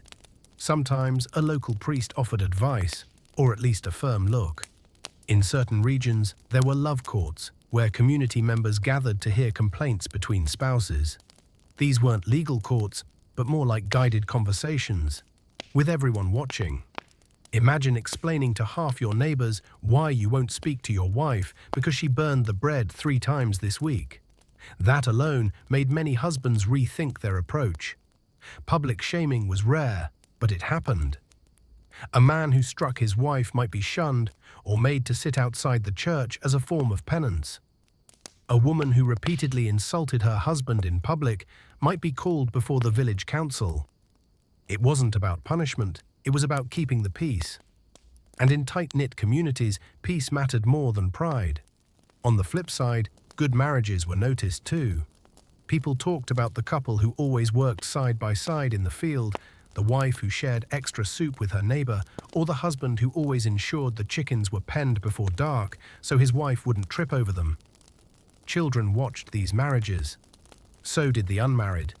And slowly, the village built an informal blueprint for what a decent union looked like. Not perfect, not flashy, but steady. Among the nobility, things were more complex. A troubled marriage between lords and ladies could affect alliances, land, and politics. Disputes were handled more privately, behind heavy doors, with letters sent to bishops or kings. But word still got out. Servants talked, messengers gossiped. Soon the entire region might know that the Earl of Somewhere hadn't spoken to his wife since she had insulted his falcon in front of guests. Public image mattered. Noble couples often maintained appearances in public, even if things were cold behind the scenes. At feasts, they sat side by side. At church, they stood together. Whether they smiled was optional. Interestingly, marriage wasn't just about two people and property. Land, tools, animals, even blankets. In peasant marriages, these things were shared. Arguments about who brought what into the marriage sometimes bubbled up, especially if things went wrong. "That was my cow," someone might say. "Well, I fixed the barn," came the reply. The village often stepped in with wisdom, saying, "The cow doesn't care who owns it, just milk it. And if you both keep arguing, I'll take the cow and neither of you will have it." Despite the occasional clash, most villages found balance. Married life wasn't expected to be perfect, but it was expected to endure. People helped each other. They reminded young couples that winter always feels longer the first year, that goats always escape when you need sleep, and that nobody makes good stew on the first try. And so, your marriage became part of the social fabric. When you argued, the village listened. When you made up, the town smiled quietly. When you stumbled, someone handed you a broom or a loaf of bread and said, "Try again tomorrow." Because in the medieval world, marriage wasn't a private matter. It was a shared investment in survival, tradition, and the hope that two people could build something steady even when the roof leaked and the chickens were loud. In medieval times, no one asked married couples, "So when are you planning to have kids?" Because the answer was immediate and straightforward. As soon as a couple exchanged vows, the expectation of children arrived right alongside the wedding bread and leftover stew. Having children wasn't just a milestone, it was part of the job description. In most villages, children meant help. They weren't just bundles of joy, they were future hands for planting, gathering, spinning, and feeding the animals. The earlier they arrived, the better, at least in theory. There was no, "we're waiting until we're more stable." Stability was rare. Children came when they came, and everyone adjusted. Women were often pregnant within the first year of marriage. It was expected. Whispers began when a couple reached 2 or 3 years without a child. It was not harsh initially, but people noticed. Elders offered herbal remedies. Midwives muttered about timing and diet. And occasionally, someone quietly asked if the couple had consummated properly. Yes, that was a thing.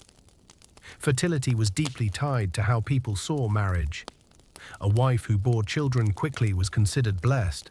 A husband with a growing family was seen as prosperous, even if he only had 2 coins to rub together.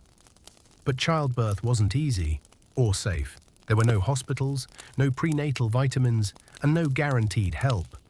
Women gave birth at home, often with the assistance of a midwife, a female relative, or just the neighbor who'd been through it 5 times herself. Some labors lasted hours, some ended too soon. Every successful birth was a quiet miracle. The first child was a huge event. Neighbors brought bread, herbs, or a clean piece of cloth. The midwife was paid with whatever the family could spare. Sometimes food, wool, and thanks. And the baby's baptism followed quickly, usually within days. This wasn't just about faith. Infant mortality was high. Baptism was seen as a spiritual safeguard, and the church insisted it be done early. Godparents were chosen carefully. They weren't just symbolic. They might one day raise the child if something happened to the parents. It wasn't uncommon for a brother, cousin, or close neighbor to become a godparent. It was an honor, but also a responsibility. After the baptism, a small meal was shared. Nothing grand, but enough to say, this child is part of us now. As children grew, they became woven into daily life. A toddler might toddle through the garden while the mother worked. A child of 6 could gather eggs. By 10, they might herd animals or run errands. And while children weren't burdened, they weren't babied either. Life was busy. If a child could help, they did. If they cried, someone handed them bread. If they fell, someone said, "You're fine," and pointed them back to the task. Among noble families, children were raised with more ceremony, but the expectations were the same. A son was expected to inherit land, titles, or a position. A daughter was often prepared for marriage by 12 or 13. Noble boys were taught to read, hunt, and manage people. Noble girls learned to sew, speak politely, and survive formal dinners without spilling stew on expensive sleeves. But even in castles, babies still cried at night. Mothers were still worried. Fathers still tripped over wooden toys left near the hearth. Sadly, not all children survived. Illness, cold, and malnutrition claimed many young lives. Having 6 or 7 children and seeing only half reach adulthood was common. But each life, however brief, was cherished, grieved, remembered. A small wooden carving, a favorite lullaby hummed long after the child had gone. Even in a time used to hardship, loss never became routine. For couples, children brought change. More chores, more worries, more laughter, the first giggle, the first steps are across a dirt floor. The first time a child said, "Mama" or "Papa" while holding a sticky hand. It was exhausting, but it gave meaning to long winters and endless days of work. And as the years passed, a household grew noisier, busier, and fuller. Shoes lined up at the door, extra bowls at the table, a baby in the sling, a toddler underfoot, and someone always asking where the bread went. In those moments, messy, loud, chaotic, many couples found a deeper rhythm. Not romance as we define it today, but something steadier. Partnership, purpose, and pride in what they were building together. In the Middle Ages, if you made it to old age with your spouse still beside you, that alone was remarkable. Illness, accidents, childbirth, war, and winter could take people quickly. Life expectancy was low, not because people didn't age well, but because getting through your 30s in one piece was already a feat. So when 2 people grew old together, it wasn't just rare, it was quietly celebrated. An elderly couple in a medieval village didn't hold hands publicly or call each other sweet nicknames. But their connection showed in different ways. The way they worked in silence, already knowing what the other needed. The way she stirred his soup without asking if he was hungry. The way he laid his cloak over the bench before she sat down. They weren't flashy, they were steady. As they aged, their roles shifted. The husband no longer swung the axe as high, but he could still mend tools and offer advice about planting. The wife might leave the heavy lifting to younger arms, but her knowledge of herbs, weather, and people grew sharper than ever. They became the ones others turned to, not because they had power, but because they had seen enough to know what mattered. Their home was a living timeline, a wall with old tools hanging neatly. A shelf with cups is given at their wedding. A stool was repaired 3 times, but it is still sturdy. Children came and went. Grandchildren, if they were lucky, sat at their feet asking about the olden days, which in truth were only 20 or 30 winters ago. Elderly couples weren't expected to attend every wedding or feast anymore, but their presence still mattered. When they did show up, people made room. Someone always fetched a chair. Someone poured the first mug of ale in their honor. Because those who stayed married into old age carried the quiet proof that love wasn't always dramatic. Sometimes it was just continuing. And of course, not every old couple had an easy path.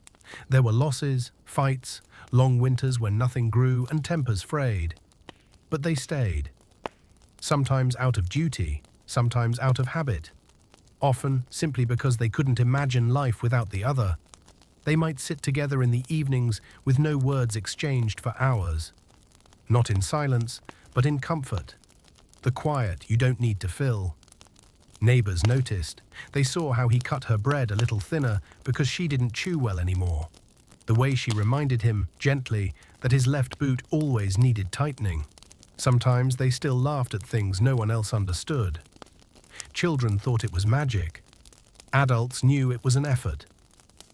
Among the nobility, elderly couples were rarer but still respected. A nobleman who remained married to his lady for decades was admired, especially if he hadn't remarried after her passing. His loyalty became legend. Her wisdom became sought after. And if they both lived long enough to see their grandchildren inherit titles or lands, they were treated with reverence, like walking relics of a more grounded time. Old love in the medieval world wasn't poetic. It was practical, built on years of shared mornings, burdens, and silence. It was built on walking through a storm together and coming out on the other side muddy and tired, but still holding the same tattered cloak over each other's shoulders. And the village noticed the change when one passed before the other, which happened more often than not. The empty chair by the fire, the pause in someone's routine. The bread baked for two is now eaten alone. Widowhood was difficult, not just emotionally but practically. Losing a spouse meant losing help, companionship, and often security. But it also meant carrying the memory of a life built from scratch. One stew, one winter, one quiet evening at a time. Sometimes the surviving spouse remarries. Sometimes they didn't. But the first marriage stayed with them, in habits, in favorite songs, in how they tied bundles of herbs just like they always used to. In modern times, anniversaries come with flowers, candlelit dinners, and maybe a handwritten note left beside a breakfast tray. In medieval times, if you remembered your anniversary at all, and you weren't too busy shearing sheep or fighting off a cough, you were already ahead of the curve. There was no tradition of annual celebrations. No one expected a feast every July 14th because that's the day you got married 5 years ago. Most couples didn't mark the date at all. They remembered the season, the weather, the feeling of that day, not the number on the calendar. In the medieval world, survival was a full-time job, and harvests, not Hallmark, moved time. But that didn't mean anniversaries were meaningless. They just looked different. Some couples quietly noted the day with a shared loaf of bread. A pause in the evening chores, a memory murmured by the fire. Do you remember the way my mother spilled cider on the priest's foot that day? And a chuckle, that was enough. Other times the community remembered them. An older neighbor might nod and say, 7 winters since your vows, eh? A midwife might mention, I remember your first was born the year after. Strong lungs, that one. Anniversaries were less about numbers and more about moments woven into shared life fabric. In rare cases, especially among the wealthy, milestone anniversaries were marked with ceremony. A noble couple married for 25 years might host a modest feast, not to show off, but to thank those who had supported them. Servants who had stayed through thick and thin. Tenants who had weathered brutal winters. Children have grown and now have families of their own. A priest might offer a renewed blessing. A scribe might draft a short verse in honor of their lasting union. Not a poem exactly. Just a few lines, written in good faith and read aloud before the bread was served. But even among peasants, long marriages were quietly admired. People said they've lasted through 3 bad harvests and still smile at each other. Or she still gives him the bigger slice of bread. That was the medieval equivalent of a gold medal. And when a couple passed 10, 20, 30 years together, they became a village landmark. The kids who once danced at their wedding now have their own kids. The wooden spoon gifted on their wedding day might still be used, chipped, worn smooth, but still stirring the pot every evening. Even without formal celebration, some couples found their own ways to mark time. A husband might bring home a better cut of meat if he could find one. A wife might patch up her husband's old tunic and leave it folded on his stool, neatly mended. No declarations, just gestures. One couple might sit by the river where they first walked together. Another might light an extra candle at church and say a prayer, not just for their health, but for patience, which they agreed was always harder to keep. And sometimes anniversaries passed without notice. Too many things to do, too many mouths to feed. But even then, something lingered. A glance, a memory, a feeling of having shared another year, even if it looked like every other one. Because in truth, the medieval idea of commitment wasn't about marking dates. It was about showing up, every day, in rain and sun, through colds and lean seasons and goats that kept breaking the fence. It was a quiet kind of loyalty, one that didn't need a celebration to be real. For some, the best anniversary gift was simply another day together.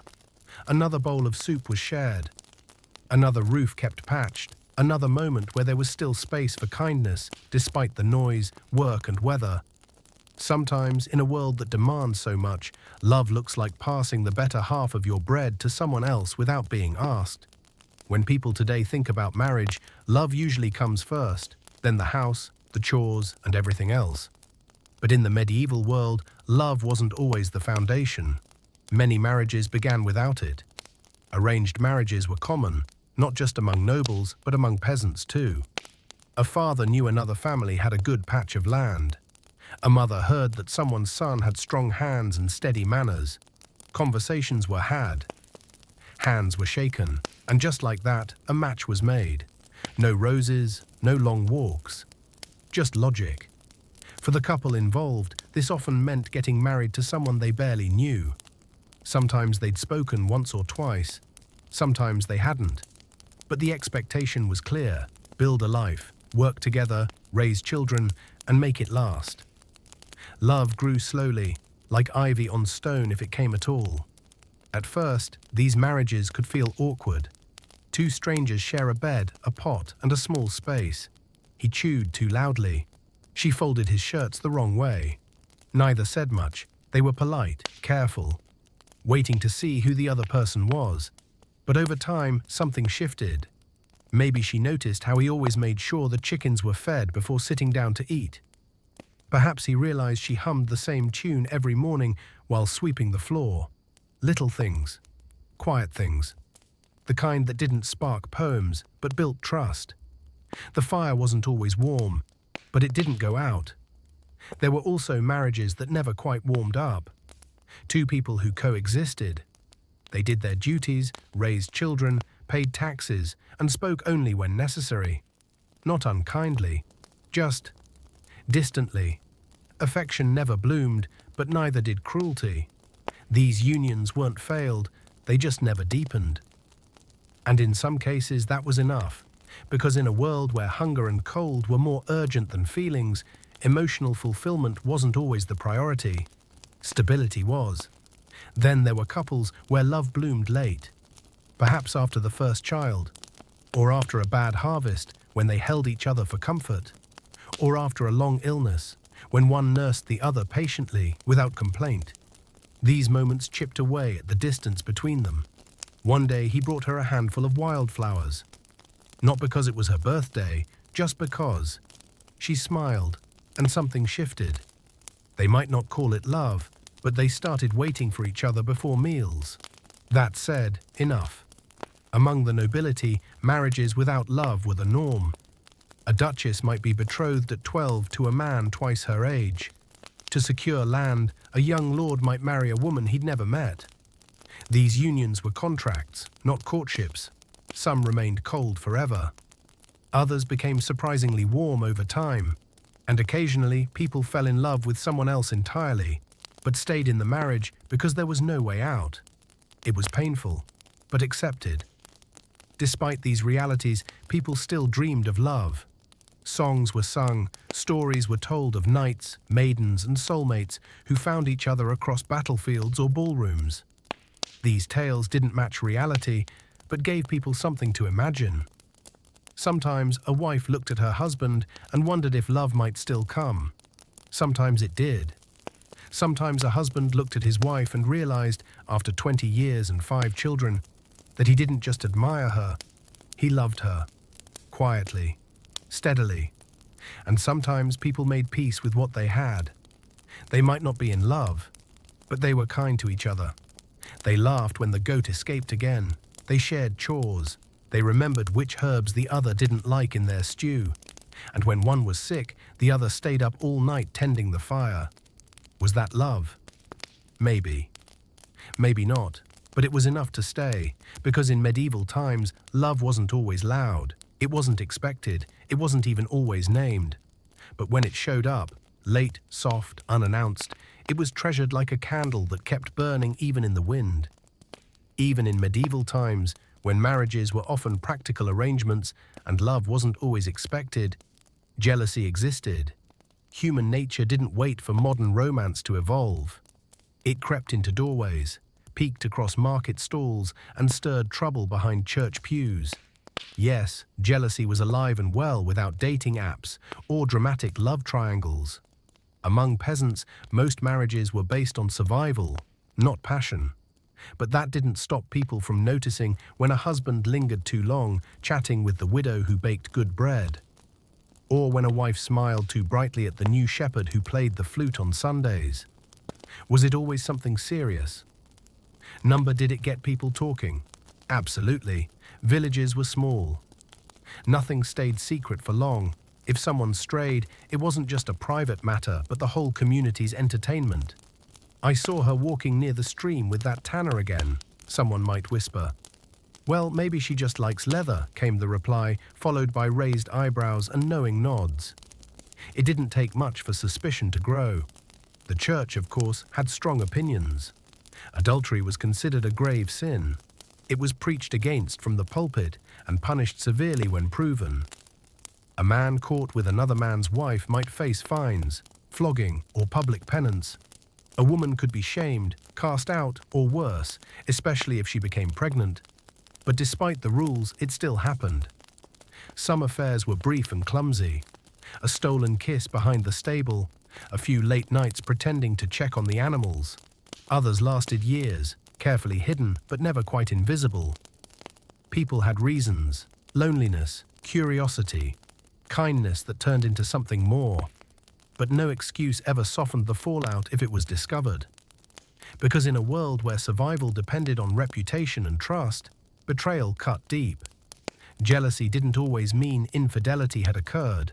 Sometimes it was just a look, a suspicion, a long silence at dinner followed by slightly louder than usual stew stirring. Wives noticed when husbands came home smelling of someone else's stew. Husbands noticed when wives suddenly wore their best scarves to the market on a Tuesday.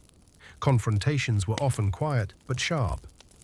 You've been friendly with the brewer's daughter, a wife might say, not looking up. She pours heavy, he might answer, shrugging. So does the roof. Go fix it, she'd reply. And just like that, the air got colder. Some couples argued, then moved on. Others let resentment stew for years. But most understood one thing clearly. If things fell apart at home, the village would know and judge. While the church preached against sin, the community delivered the real consequences. A man known to wander might find himself left off the next planting crew. A woman with rumors swirling might find fewer neighbors willing to help when the firewood runs out.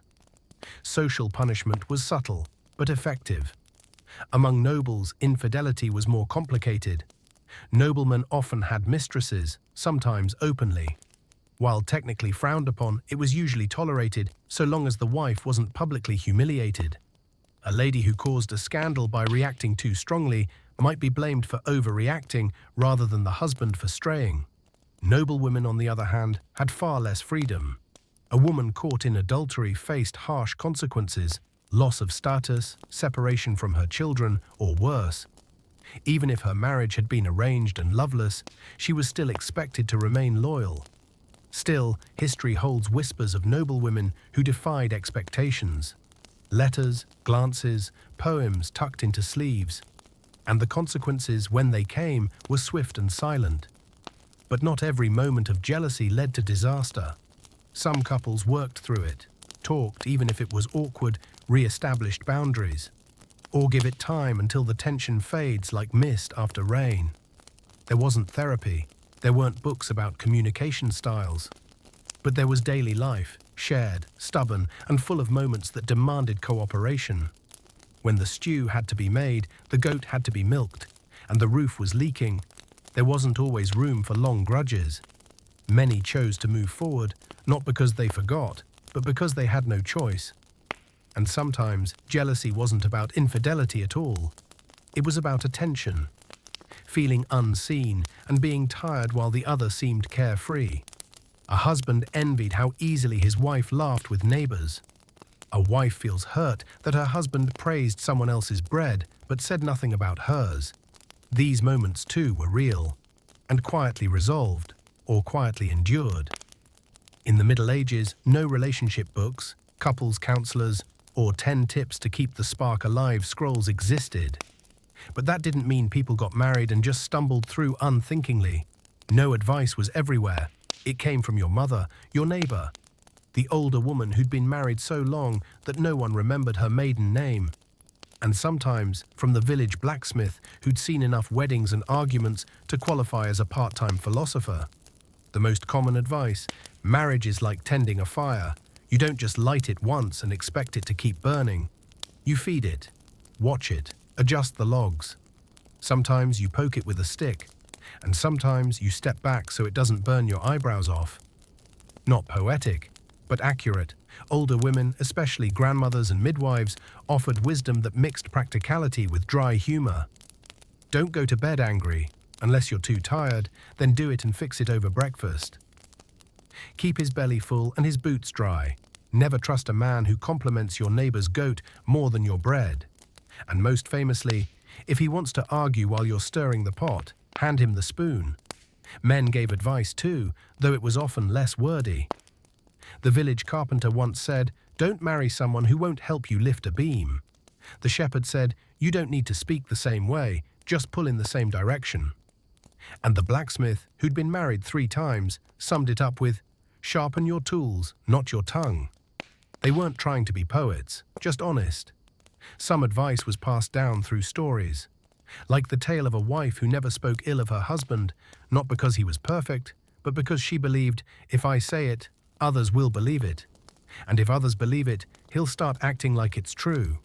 Or the story of the husband who always walked behind his wife on muddy roads, not because he was chivalrous, but because he knew she'd spot puddles better. These little tales made the rounds, told beside fires, during harvest breaks, or over stew. They were simple, but they stuck. Churches also offered their version of marriage guidance. Priests reminded couples of their duties, fidelity, patience, and shared devotion. Husbands were told to love their wives as Christ loved the church, which sounded deeply profound or vaguely terrifying, depending on the priest's tone. Wives were told to be obedient, but most women nodded politely and carried on making decisions anyway. Everyone knew sermons didn't always match reality. In many villages, newlyweds received small blessings from elders. May your arguments be short and your winters mild. May your roof hold, and may your bed never be empty unless by choice. May you forget small slights quickly and remember who patched your cloak when it rained. These weren't grand pronouncements, just quiet hopes, spoken with a nod and maybe a loaf of bread. Some couples carved their own rules as they went. One might agree never to speak when angry. Another decided to take turns choosing whose family to visit each holy day. A third couple held hands every time they fought. It was hard to shout when your fingers were still touching. Not all advice works for everyone, but most agreed on this. Say thank you often. Say sorry when it matters, and never forget to share the last piece of cheese. Children listened too. Even when they were pretending not to, they heard how their parents spoke to each other, how disagreements were handled. Whether laughter returned to the room after a silence, those lessons lasted longer than any official ceremony. Many children grew up and repeated the same advice, or improved it, or ignored it, until the first time their spouse forgot to salt the stew and they realized, maybe grandma was onto something. And so marriage advice in the Middle Ages wasn't written in books. It was baked into the bread, woven into the blankets, hidden in a wink from a woman stirring soup who'd seen it all before. And while the advice wasn't always elegant, it was lived. In medieval villages, a marriage wasn't just a private agreement between two people. It was a public contract, a social event, and in many ways, a community project. Because when you got married, you didn't just marry your spouse. You married into their family, their neighbors, their customs, their quirks. And yes, sometimes even their goats. From the beginning, the village played a role. They helped build the house, cooked for the wedding and loaned blankets, offered bread and watched the ceremony, and later whispered about the stew or the groom's nervous stutter. But they carried chairs, swept up crumbs, and ensured someone fed the dog. Even people who didn't smile much still showed up, because a wedding reminded everyone we are all connected. And that connection didn't stop after the feast. If the couple needed help fixing a roof, someone brought nails. If firewood ran low, someone left a bundle by the door. If the wife fell ill after childbirth, neighbors brought broth and herbs or sat quietly to let her rest. It wasn't charity, it was survival, woven together with kindness. But the village didn't just support, it was also watched. They noticed if the husband drank too much. Suppose the wife seemed too quiet. Suppose the baby cried for too long. Not in a cruel way, usually, but because keeping an eye on each other was how problems were prevented. People stepped in, offered advice, gently nudged. Sometimes it was helpful, sometimes it wasn't enjoyable, but it meant you were never truly alone. Marriage also meant new roles within the village. A young couple might be invited to help with festivals, planting rituals, or watch over children during feast days. The wife might be asked to join the weaving circle. The husband might be pulled into fence repairs, even if he wasn't good at it. Participation meant belonging, and when children came along, the web grew wider. Neighbors helped with feeding, watching, teaching, and scolding. If a child misbehaves, the baker might raise an eyebrow before the parents notice. If a child showed talent, singing, drawing, storytelling, someone mentioned, nudged, nurtured it. The whole village raised them. Not just the parents. The sense of community among nobles looked different, but it was still there.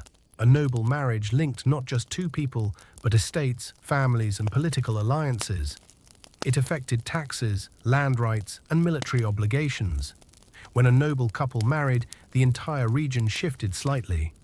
Tenants waited to see if the new lady of the manor would be kind. Servants whispered guesses about her habits.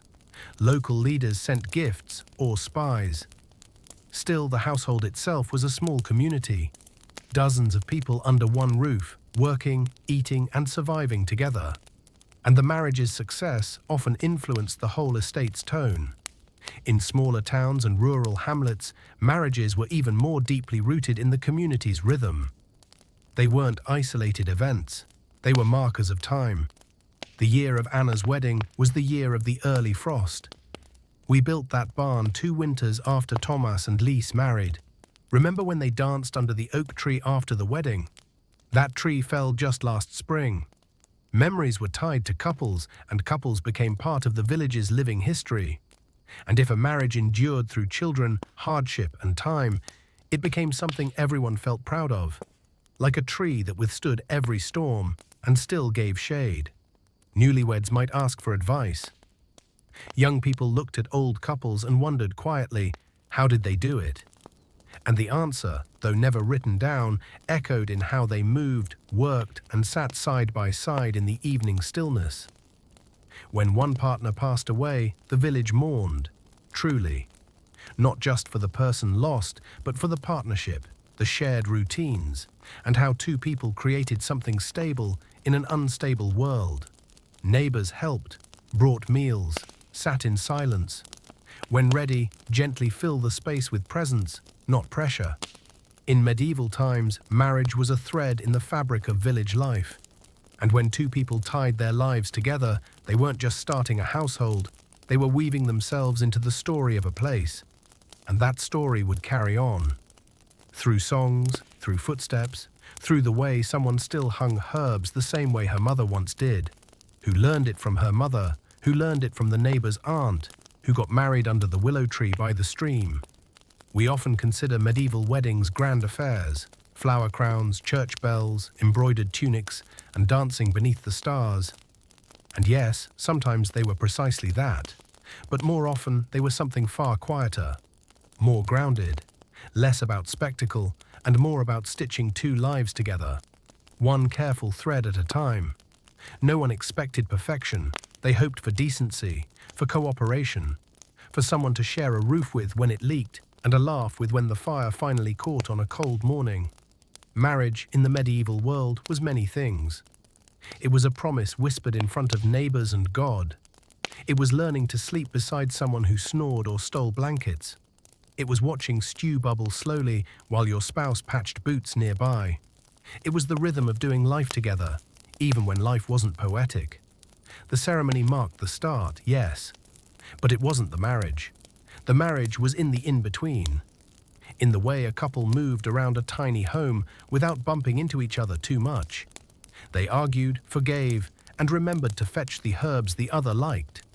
In the compromises, no one clapped for. In the patience, no one saw. There was joy, of course, new babies, quiet mornings, a loaf of bread baked just right, moments when laughter cracked open a hard week like sunlight through shutters, days when everything went wrong, rain, lost keys, burnt stew. But still, one look across the table made it all a little better. That kind of love didn't make it into poems, but it lasted longer, and it wasn't always love either. Some marriages were arranged, practical, stubborn. They took work, took time. Sometimes they never quite softened. But they held, and in a world that asked so much from people, holding on was more than enough. Others grew tender with age. Two people who started as strangers and decades later couldn't imagine folding laundry without each other. That kind of bond didn't need big words. It lived in the silences. Yes, there were challenges, infidelity, misunderstandings, loss. But there was also a community, elders with advice, neighbors who helped repair roofs, and relationships, children who reminded their parents why it all mattered. And even when love wasn't loud, it often showed up quietly, in a mended sock, in a reheated bowl of soup, waiting for someone who came home late, not to scold, but to say, "I saved you some bread." As years passed, couples became part of their village's story. Their marriage wasn't an event anymore, it was a foundation, a fire that kept burning. Sometimes dimly, sometimes fiercely, but always there. They became the ones others looked to, not because they were perfect, but because they kept going. And in the end, that was the real magic. So no, medieval marriage wasn't a fairy tale. It was muddy boots and patched roofs. It was dried herbs hanging beside the door. "I'll do the washing if you fetch the water." It was ordinary, repetitive, beautiful in its way. And maybe that kind of love lasts the longest. Not because it burned brightest, but because it knew how to stay warm through the longest winters. Now, as the story winds down and your eyes grow heavier, picture this: a small wooden home at the edge of a village.